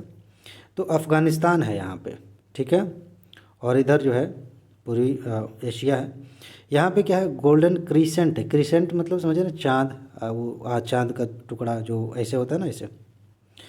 तो ये गोल्डन क्रिसेंट है, इसका मतलब क्या है, इसमें 3 देश शामिल है। ये एक है ईरान, अफ़गानिस्तान और शायद पाकिस्तान है या तुर्की है, ऐसे देख लीजिएगा, लेकिन गोल्डन क्रिसेंट इम्पॉर्टेंट। ये ऐसा क्षेत्र है जहाँ पे सबसे ज़्यादा अफ़ीम का जो है उत्पादन होता है, और यहाँ से हमारे यहाँ भारत में इसका कह सकते हैं कि निर्यात होता है। यहाँ से देखेंगे तो निर्यात, भारत की ओर से देखेंगे तो आयात होता है भारत में। और इसी वजह से आप देखेंगे पंजाब और आसपास के क्षेत्र में नशे की लत कितनी ज़्यादा है। ऐसे ही यहाँ गोल्डन ट्रायंगल है, जिसमें वियतनाम, थाईलैंड वगैरह, म्यांमार, ये सब शामिल हैं। तो यहाँ भी अफ़ीम के उत्पादन का एक बड़ा क्षेत्र है, यहाँ से भी भारत प्रभावित है, और इस पे क्वेश्चंस आते हैं। तो गोल्डन क्रिसेंट और गोल्डन ट्रायंगल, इनके बारे में आपको पता चल गया। आगे बढ़ते हैं, गांजा। गांजा का सबसे ज़्यादा उत्पादन कौन करता है जी, मोरक्को करता है। चरस का अफ़गानिस्तान, तंबाकू चीन, हीरोइन का सबसे ज़्यादा उत्पादन म्यांमार में होता है, और कोकीन का कोलंबिया में। ड्रग्स क्या है, नशीली दवाएं हैं, ठीक है। बाकी जो है कि ये क्या लिखा है और उनसे क्यों बचना चाहिए, वैसे ही फालतू का लिख दिया गया। खनिज का सबसे बड़ा उत्पादक देश, अब देखिए यहाँ से क्वेश्चंस आते हैं खूब। अब हम घुस गए हैं इकोनॉमिक ज्योग्राफी में, ठीक है। पेट्रोलियम का सबसे बड़ा उत्पादक देश कौन है, रूस है। इसको ज़रा आप करेक्ट करिएगा, मुझे लगता है कि ये वाला डाटा कम से कम शायद करेक्ट करने की ज़रूरत है, हालांकि मुझे सही लग रहा है। हीरा का सबसे बड़ा उत्पादक रूस, सोना चीन, चांदी की बात करेंगे मैक्सिको, कोयला की बात करेंगे चीन, लोहे की बात करेंगे चीन आगे है, तांबा के मामले में चिली आ गया, प्राकृतिक गैस तो ये तो डेफिनेटली रूस है। मैग्नीज़ का सबसे बड़ा उत्पादक देश चीन है। बॉक्साइट का सबसे बड़ा ऑस्ट्रिया, जस्ता जिसको जिंक बोलते हैं, इसमें चीन सबसे आगे है। निकिल की बात करिए रूस आगे है, सीसा की बात करिए चीन आगे है, अब्रक माइका जो है चीन आगे है, ग्रेफाइट सब चीन ही चीन है, ठीक है। क्रोमाइट का सबसे बड़ा उत्पादक देश दक्षिण अफ्रीका है। टंगस्टन का सबसे बड़ा उत्पादक देश चीन है। कोबाल्ट का कांगो, प्लेटिनम का दक्षिण अफ्रीका, और बेंटोनाइट का अमेरिका। यूरेनियम का सबसे बड़ा उत्पादक देश कजाकिस्तान है। थोरियम की बात करेंगे तो भारत आगे है, क्वेश्चन इस पे बहुत बार पूछे गए हैं। और मैग्नेसाइट की बात में चीन आगे है, एल्यूमिनियम में चीन आगे है, फेल्सपर में तुर्की आगे है, जिप्सम की बात करेंगे तो चीन आगे है, और एस्बेस्टस की बात करेंगे रूस आगे है, कैडमियम की बात करेंगे चीन आगे है। अब आगे आगे आ गए हम उत्तर प्रदेश। उत्तर प्रदेश में कुछ योजनाएं हैं, प्रश्न आ सकते हैं। एक है उत्तर प्रदेश गोपालक योजना, गोपालक योजना उत्तर प्रदेश सरकार द्वारा उत्तर प्रदेश गोपालक योजना का शुभारंभ किया गया और इसके माध्यम से गोपालक मतलब गौ पालने वाला व्यक्ति, ठीक है, उसको कितना लिखा है जी, 2 लाख रुपया है। इकाई, दहाई, सैकड़ा, हज़ार, 10,000, लाख, 2 लाख रुपए तक का ऋण मुहैया कराया जाएगा, ठीक है। इसको हैवी नहीं बनाते हैं इसलिए क्योंकि समय काफ़ी हो चुका है, 1.5 घंटे हो चुके हैं। अब इसको बहुत ज़्यादा बोरिंग बनाएंगे तो फिर पढ़ने में मन नहीं लगेगा, तो जितना इंटरेस्टिंग हो सकता है करते हैं। तो ये मुहैया कराया जाएगा। यह ऋण 2 किस्तों में मुहैया कराया जाएगा, ठीक है, जिसके माध्यम से लाभार्थी 10 से 12 गाय का पशुपालन कर सकता है। ये पैसा लो, गाय खरीदो, ठीक है। अच्छा, लाभार्थी गाय या भैंस में से किसी को भी पाल सकता है, ये बढ़िया है। ये ज़रूरी नहीं है कि गौपालक है तो गैये पालेंगे, भैंस भी पालिए। इस योजना का लाभ उठाने के लिए पशु दुधारू होना पशु का दुधारू होना अनिवार्य है। इसके अलावा इस योजना के माध्यम से लाभार्थी अपनी खुद का डेयरी फार्म भी खोल सकता है।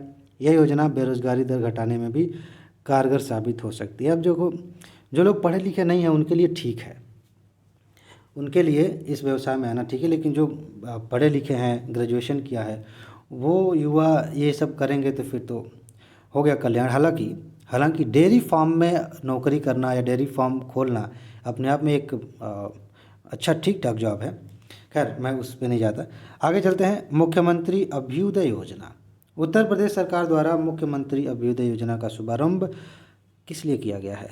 प्रतियोगी परीक्षाओं की कोचिंग प्रदान करने के लिए, ठीक है। इस योजना के माध्यम से उत्तर प्रदेश के छात्रों को निःशुल्क कोचिंग प्रदान की जाएगी। यह कोचिंग, ध्यान दीजिएगा, यूपीएससी, यूपीपीएससी, जेईई, नीट आदि जैसे पेपरों की तैयारी करने के लिए प्रदान की जाती है। आप कमेंट करके बताइए, आप अभ्युदय योजना के तहत कोचिंग कर रहे हैं क्या?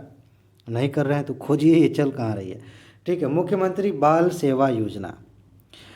बाल सेवा योजना के माध्यम से उन सभी बच्चों की, बहुत ज़्यादा इंपॉर्टेंट योजना है, उन सभी बच्चों को आर्थिक सहायता प्रदान की जाएगी जिनके माता पिता की मृत्यु हो गई है। कब? कोरोना संक्रमण के कारण। ये बहुत ज़रूरी था, बहुत ज़्यादा इम्पोर्टेंट है। इस योजना का शुभारंभ उत्तर प्रदेश के मुख्यमंत्री श्री योगी आदित्यनाथ जी के द्वारा 30 मई 2021 को किया गया। इस योजना के माध्यम से बच्चों को न सिर्फ आर्थिक सहायता प्रदान की जाएगी बल्कि उनकी पढ़ाई से लेकर विवाह तक का खर्च उत्तर प्रदेश सरकार देगी, ठीक है। मुख्यमंत्री बाल विकास योजना के माध्यम से बच्चों को या फिर उनके अभिभावकों को 4,000 की आर्थिक सहायता प्रति माह प्रदान की जाएगी, ठीक है। चलो आगे बढ़ते हैं। इसके अलावा यदि बच्चे की आयु 10 वर्ष से कम है और उसका कोई अभिभावक नहीं है तो उसका राजकीय बाल गृह में आवासीय सुविधा भी उपलब्ध कराई जाएगी उसको, मतलब उन बच्चों को, और लड़कियों को अलग से आवासीय सुविधा प्रदान की जाएगी। इसके अलावा इस योजना के माध्यम से लड़कियों की शादी के लिए आर्थिक सहायता भी प्रदान की जाएगी, ठीक है। अब चलते हैं आगे। वन डिस्ट्रिक्ट वन प्रोडक्ट योजना, ये काफ़ी चर्चा में थी, ठीक है। इस पर क्वेश्चन बन सकता है। उत्तर प्रदेश सरकार द्वारा वन डिस्ट्रिक्ट वन प्रोडक्ट योजना का शुभारंभ किया गया। एक बात ध्यान रखिएगा, यूपीपीसीएस आप दे रहे हैं, आपसे मेंस में यहाँ से क्वेश्चन पूछा जा सकता है, और सिंपल सा क्वेश्चन कि भारत उत्तर प्रदेश के विकास में इसका क्या महत्व हो सकता है, या इंटरव्यू में क्वेश्चन आ सकता है। तो कभी समय मिले ना फ्री देने के बाद तो इस पर मंथन करिएगा, बड़ा मज़ा आएगा, इससे आप कई सारी चीज़ें समझ पाएंगे। फिलहाल इस पर बात करते हैं। इस योजना के माध्यम से प्रदेश के 75 जनपदों के विशेष प्रोडक्ट के उत्पाद तथा उन्हें उत्पाद को बढ़ावा मिलेगा, ऐसा लिखना चाहिए था, ठीक है, बढ़ावा दिया जाएगा। आने वाले 5 सालों में इस योजना के माध्यम से 25 लाख लोगों को रोजगार प्रदान किया जाएगा। यह योजना उत्तर प्रदेश के छोटे, मध्यम और परंपरागत उद्योगों का विकास करने में भी कारगर साबित होगी। इसके अलावा इस योजना के माध्यम से रोजगार ये सृजित रोजगार सृजित किए जाएंगे। बाकी वैसे सिंपल बातें हैं। यह योजना प्रदेश के नागरिकों की आर्थिक स्थिति को सुधारने में भी मदद करेगी। पता है इससे क्वेश्चन कैसा आएगा? वन डिस्ट्रिक्ट वन प्रोडक्ट योजना से कौन कौन से लाभ हो सकते हैं, या इसमें कौन कौन सी बातें शामिल हो सकती हैं? 3-4 विकल्प दे दिए जाएंगे। हो सकता है कूट बनाया जाए, हो सकता है कि सीधा सीधा पूछा जाए, ठीक है। वन डिस्ट्रिक्ट वन प्रोडक्ट के माध्यम से प्रदेश के नागरिकों को उनके जिले के विशेष प्रोडक्ट के उत्पाद के लिए कच्चा माल, डिज़ाइन, प्रशिक्षण, तकनीक और बाजार उपलब्ध करवाया जाएगा, ताकि उनका विकास हो सके। एक क्वेश्चन हर साल पूछा जाता है यहाँ से, कहाँ से अक्सर पूछा जाता है कि यूपी का कौन सा ज़िला किस लिए फेमस है? मेरठ, कानपुर, वाराणसी, महोबा, संत कबीर नगर, ऐसे किस चीज़ के लिए फेमस है? अलीगढ़।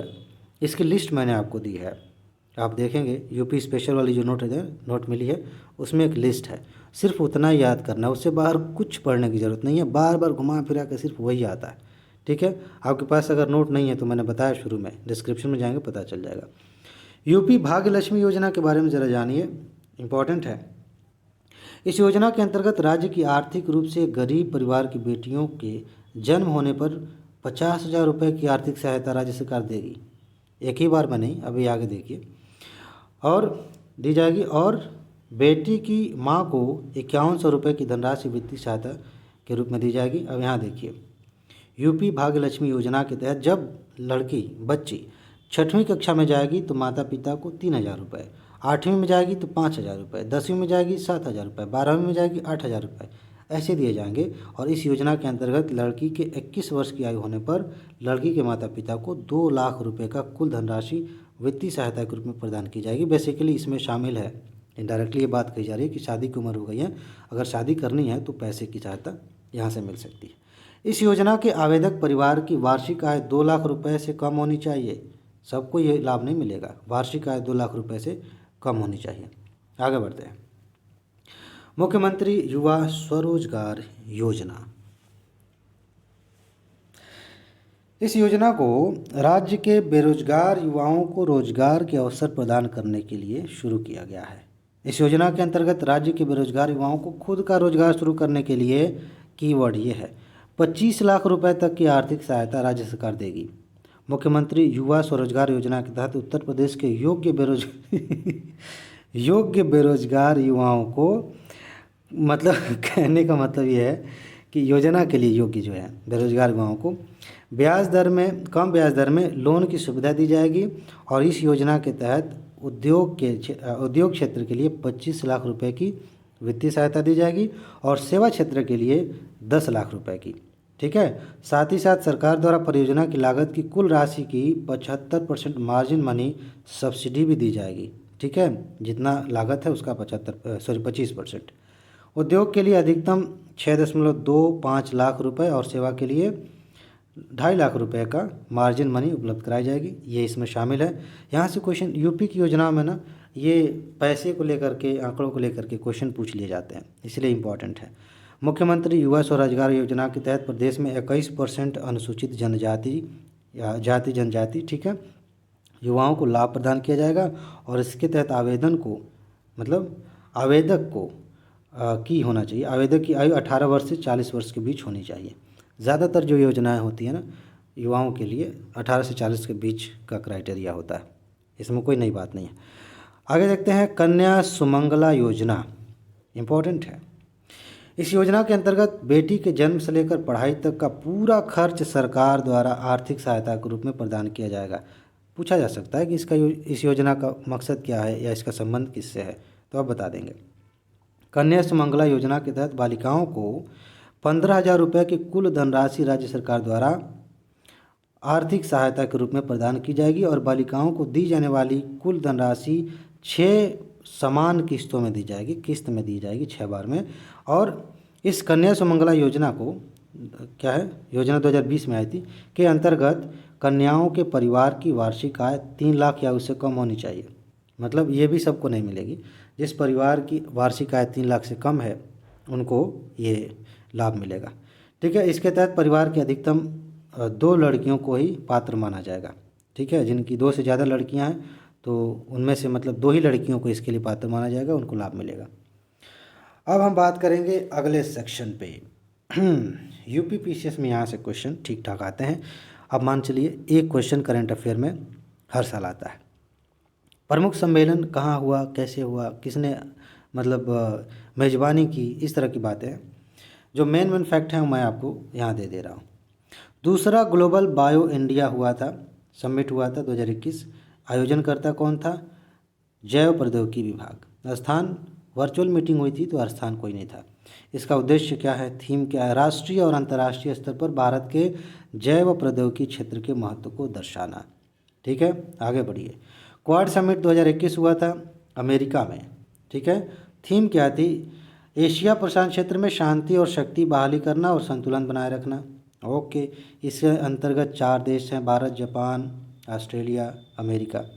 क्वाड का अर्थ है क्वाड्रिलेटरल सिक्योरिटी डायलॉग। प्रवासी भारतीय सम्मेलन 2021 हुआ था नई दिल्ली में, ये 16वां संस्करण था। थीम थी आत्मनिर्भर भारत में योगदान। नाटो का शिखर सम्मेलन 2021 का जो हुआ था ब्रुसेल्स बेल्जियम में हुआ था। उसके बाद से वैश्विक आयुर्वेदिक महोत्सव प्रधानमंत्री मोदी की अध्यक्षता में 14वां संस्करण हुआ था और इस बात पर प्रकाश डाला गया कि महामारी के दौरान आयुर्वेदिक उत्पादों की मांग काफ़ी हद तक बढ़ गई है। ठीक है, विश्व पुस्तक मेला 2021 नई दिल्ली में हुआ। थीम क्या थी, राष्ट्रीय शिक्षा नीति 2020 वाली, वही थीम थी। संयुक्त कमांडरों का सम्मेलन 2021, अध्यक्षता किसने की थी, केंद्रीय रक्षा मंत्री राजनाथ सिंह ने की थी। आयोजन कहाँ हुआ था, केवडिया गुजरात में हुआ था। इम्पोर्टेंट है। इसका उद्देश्य क्या था, सशस्त्र बलों के कैथीटराइजेशन पर ध्यान केंद्रित किया जाना, जिससे रक्षा क्षेत्र को आत्मनिर्भर बनाया जाए। ठीक है, और देश में बढ़ते खतरों का मुकाबला किया जाए। G7 का सम्मेलन हुआ था 2021 वाला यूके में, यूनाइटेड किंगडम, और 47वां था। उद्देश्य क्या था, बिल्डिंग बैक बेटर। इस पे क्वेश्चन आ सकता है, G7 इंपॉर्टेंट है। सतत विकास शिखर सम्मेलन 2021 नई दिल्ली में हुआ था, 20वां संस्करण था और थीम थी रिफाइनिंग आवर कॉमन फ्यूचर। ठीक है, रीडिफाइन करना है अपने कॉमन फ्यूचर को। उसके बाद क्या है भाई, प्रधानमंत्री नरेंद्र मोदी द्वारा वीडियो कॉन्फ्रेंस के माध्यम से होगा। ठीक है, हुआ था ये। ठीक है, संयुक्त राष्ट्र सतत परिवहन सम्मेलन 2021 चीन में हुआ था, दूसरा संस्करण था। G20 का सम्मेलन हुआ था इटली में, इंपॉर्टेंट है। G20 पे यूपीएससी ने भी प्रश्न पूछे हैं पहले और पीसीएस में भी आया है। संस्करण 16वां था। अब देखिए यहाँ से क्वेश्चन इस बार ज़्यादा इंपॉर्टेंट है, पूछे जाने की संभावना ज़्यादा है। 16वां तो हो गया, 17वां होगा 2022 में इंडोनेशिया में, 18वां 2023 में भारत में। ठीक है, पहले 2022 में भारत में होने वाला था, फिर 23 हो गया। 19वां होगा 24 में ब्राज़ील में। ये वाला इसकी वजह से ना ये और ये इंपॉर्टेंट हो गए। ठीक है, ध्यान रखिएगा। 18वां सम्मेलन होगा 2023 में भारत में, G20 का। आगे बढ़ते हैं।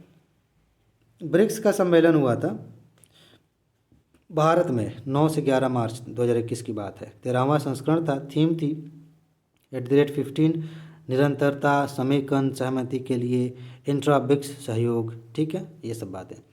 स्टार्टअप इंडिया अंतर्राष्ट्रीय सम्मेलन 2021 हुआ था नई दिल्ली में और अध्यक्षता की थी पीयूष गोयल ने, ध्यान रखेंगे। विश्व जल सम्मेलन हुआ था 2021 में, आयोजन नई दिल्ली में हुआ है और 5वां संस्करण था। थीम थी वाटर मैनेजमेंट लोकली ग्लोबली। विश्व संस्कृत सम्मेलन 2022 हुआ था ऑस्ट्रेलिया के कैनबरा में, 18वां संस्करण था। उसके बाद शंघाई सहयोग संगठन 2021, इसके बारे में हमने पूरा डिटेल में बात किया है कि SCO के बारे में कहाँ से क्वेश्चन आ सकते हैं, वो आपने देखा होगा, नहीं देखा हो तो देख लीजिए। आयोजन हुआ तो फिलहाल इसका दुशांबे में और अंतर्राष्ट्रीय योग महोत्सव 2021 हुआ था भारत में ऋषिकेश में, दिनांक 1 से 7 मार्च। कभी कभी इस तरह का क्वेश्चन पीसीएस में आ जाता है, जो महत्वपूर्ण सम्मेलन है उनका। वैश्विक स्वास्थ्य शिखर सम्मेलन 2021 आयोजन हुआ था रोम इटली में। थीम थी यूनाइटेड अगेंस्ट कोविड-19। भारतीय विज्ञान कांग्रेस 2022 पुणे में आयोजित हुआ, पहले भी यहाँ से क्वेश्चन आए हैं, ध्यान रखिएगा। 108वां संस्करण था। चौगम सम्मेलन 2021 हुआ था 26वां किगाली में। ठीक है, रवांडा में है ये। और किगाली पे एक पूरा बाकायदा वो है, किगाली संशोधन वाला जो टॉपिक, उसको आप देखिएगा, इसी से रिलेट करके मैंने कह दिया, इम्पोर्टेंट है, उस पर अच्छे से हमने बात की थी। एरो इंडिया 2021 आयोजन DRDO द्वारा, 13वां संस्करण था। थीम थी the runway to a billion opportunities. Okay. One planet summit 2021 France में हुआ, चौथा था let's act together for nature, ये इसकी थीम थी। अब आते हैं प्रमुख रिपोर्ट्स और सूचकांक पर। यहाँ से UPSC भी प्रश्न पूछती है और PCS में भी प्रश्न आते हैं। चलिए,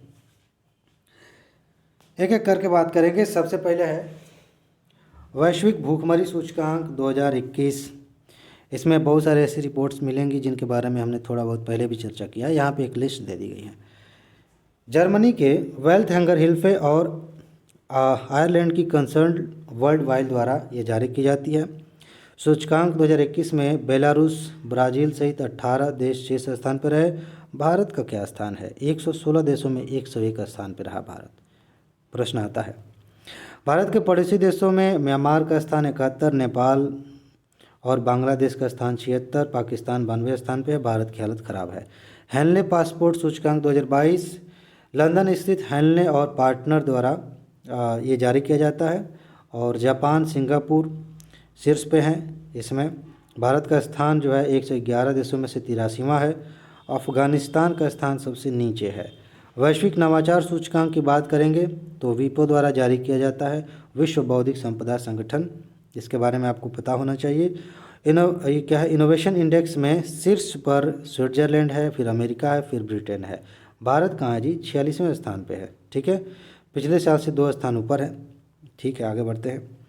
टाइम 100 मोस्ट क्या है? Influential people of 2021। हाल ही में टाइम मैगजीन में 2021 के दुनिया के 100 सबसे ज़्यादा प्रभावशाली व्यक्तियों की सूची जारी की गई है और इसमें 3 भारतीय शामिल हैं। और इन तीनों को कैटेगरी में रखेंगे तो पहले प्रधानमंत्री नरेंद्र मोदी हैं, फिर ममता बनर्जी हैं, उसके बाद से अदर पूनावाला, ये सीरम इंस्टीट्यूट के सीईओ हैं। ठीक है, आगे बढ़ते हैं। वैश्विक शांति सूचकांक कौन जारी करता है? Global peace index.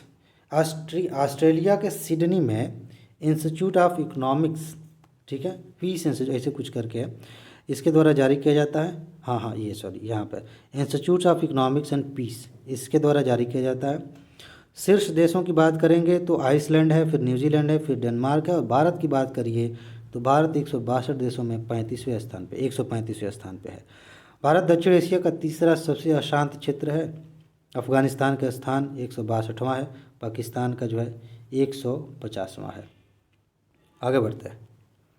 विश्व प्रेस स्वतंत्रता सूचकांक, world press freedom index, reporters without borders, अभी हमने ऊपर देखा था ना, वही, इसके द्वारा जारी किया जाता है। भारत का स्थान 180 देशों में 150वां है। भारत के पड़ोसी नेपाल का स्थान बढ़िया है, 76वां है। अफ्रीका महाद्वीप का सबसे निचले स्थान पर नॉर्थ कोरिया है। अफ्रीका महाद्वीप का सबसे निचले स्थान पर नॉर्थ कोरिया, जबकि चीन 175 पे। ये गलत लिखा है भाई। एक चीज़ बताऊं, अफ्रीका महाद्वीप में नॉर्थ कोरिया कहाँ से आएगा जी? इसको मैं अभी डिलीट कर देता हूँ, इसकी ज़रूरत है भी नहीं, रुक जाइए। इसको ना मैं फिर से दोबारा से ग्रुप में दे दूँगा कि जो भी अपडेट किया गया है वो ठीक ठाक आपको मिल जाए। हाँ, तो वो हट गया। विश्व प्रेस स्वतंत्रता सूचकांक में जो 3 है, पहले नंबर पे नॉर्वे, फिर डेनमार्क, फिर स्वीडन है। लोकतंत्र सूचकांक की बात करिए, डेमोक्रेसी इंडेक्स 2021 हाल ही में इकोनॉमिक इंटेलिजेंस यूनिट ने ये जारी किया है। पूछा जाता है कि किसने जारी किया है। 3 ही बातें तो ध्यान रखनी है, रिपोर्ट, उसके बाद से किसने जारी किया और भारत का स्थान क्या था, बस। आगे बढ़ते हैं। यूपीएससी के लिए कुछ इंपॉर्टेंट रिपोर्ट्स के सूचकांक कौन कौन से हैं, उसके अंदर मतलब पैरामीटर्स कौन कौन से हैं, वहाँ से क्वेश्चन आ जाते हैं, अदरवाइज नॉर्मली क्वेश्चन आते हैं। तो इकोनॉमिक्स इंटेलिजेंस यूनिट की स्थापना 1946 में लंदन में हुई थी, ये थोड़ा बहुत जान लीजिए। और लोकतंत्र सूचकांक में भारत का स्थान 167 में 46वें स्थान पे है। ठीक है, आगे बढ़ते हैं। इस सूचकांक में उत्तर कोरिया सबसे नीचे है, पाकिस्तान 104 स्थान पे है। ठीक है, 104वें स्थान पे। लोकतंत्र सूचकांक में पहले है नॉर्वे, दूसरा है न्यूजीलैंड और तीसरा है फिनलैंड। उसके बाद है भ्रष्टाचार सूचकांक, कमाल का सूचकांक है, जर्मनी में है ट्रांसपेरेंसी इंटरनेशनल। कभी कभी ऐसे पूछा जाता है कि ये संस्था है कहाँ, जर्मनी में है। इसके द्वारा सूचकांक जारी होता है। इसमें ना न्यूजीलैंड, फिनलैंड और डेनमार्क 88 अंकों के साथ संयुक्त रूप से पहले स्थान पे है और 40 अंकों के साथ भारत का स्थान 180 देशों में 85वां स्थान है इसका। ठीक है, अफ्रीका महाद्वीप के सोमालिया और दक्षिण सूडान अंतिम स्थान पे है। इसमें कहने का मतलब ये है कि जो सबसे लास्ट में है उसमें ज़्यादा भ्रष्टाचार होता है। ठीक है, ऐसा नहीं कि पहले स्थान पे है तो सबसे ज़्यादा भ्रष्टाचार यहाँ पे होता है, थोड़ा सा ये समझने वाली बात है, ऐसा नहीं है। ठीक है। सूचकांक में कभी कभी ऐसे पैरामीटर्स और कुछ होते हैं ना जो समझ में नहीं आते। जैसे 0 से 100 तक का दिया जाए तो किसी को 100 अंक मिला है तो कभी कभी इसका मतलब ये होगा कि 100 अंक है तो इसका मतलब है कि बहुत ख़राब है, कभी कभी इसका मतलब है कि बहुत अच्छा है। तो वो ध्यान देने वाली बात होती है। आगे बढ़ते हैं। मानव विकास सूचकांक 2020 की बात करिए तो संयुक्त राष्ट्र विकास कार्यक्रम यूएनडीपी द्वारा इसे जारी किया जाता है। कई बार पूछा गया है पीसीएस में भी, यूपीएससी द्वारा भी। और इसमें भारत का स्थान 189 देशों में से 131 है, 131वां है।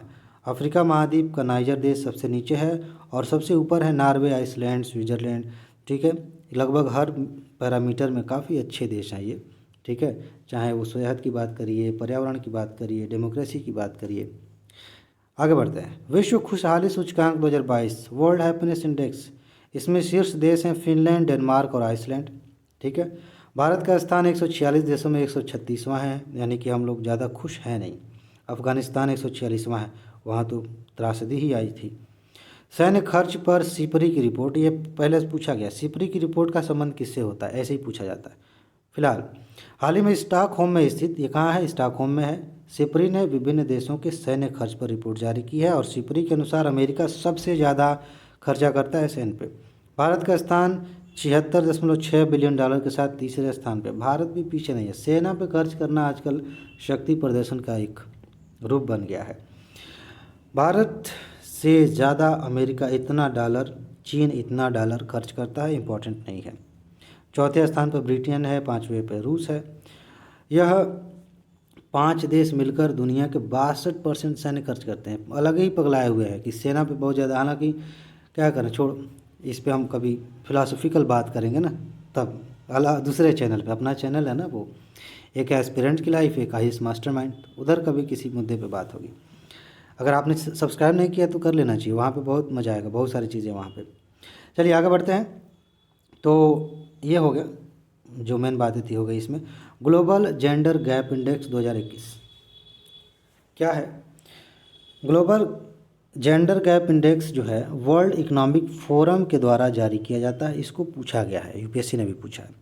इस इंडेक्स के अनुसार भारत का स्थान 156 देशों में 140वां है, खराब स्थिति है। अफगानिस्तान 156वां है। इस इंडेक्स में शीर्ष पर 3 देश हैं, आइसलैंड, फिनलैंड, नॉर्वे। ठीक है। वैश्विक जलवायु जोखिम सूचकांक इंपॉर्टेंट सूचकांक है। ग्लोबल क्लाइमेट रिस्क इंडेक्स इसको कहते हैं। जर्मनी के बान में है एक जर्मन वॉच नाम की संस्था, वो जारी करती है।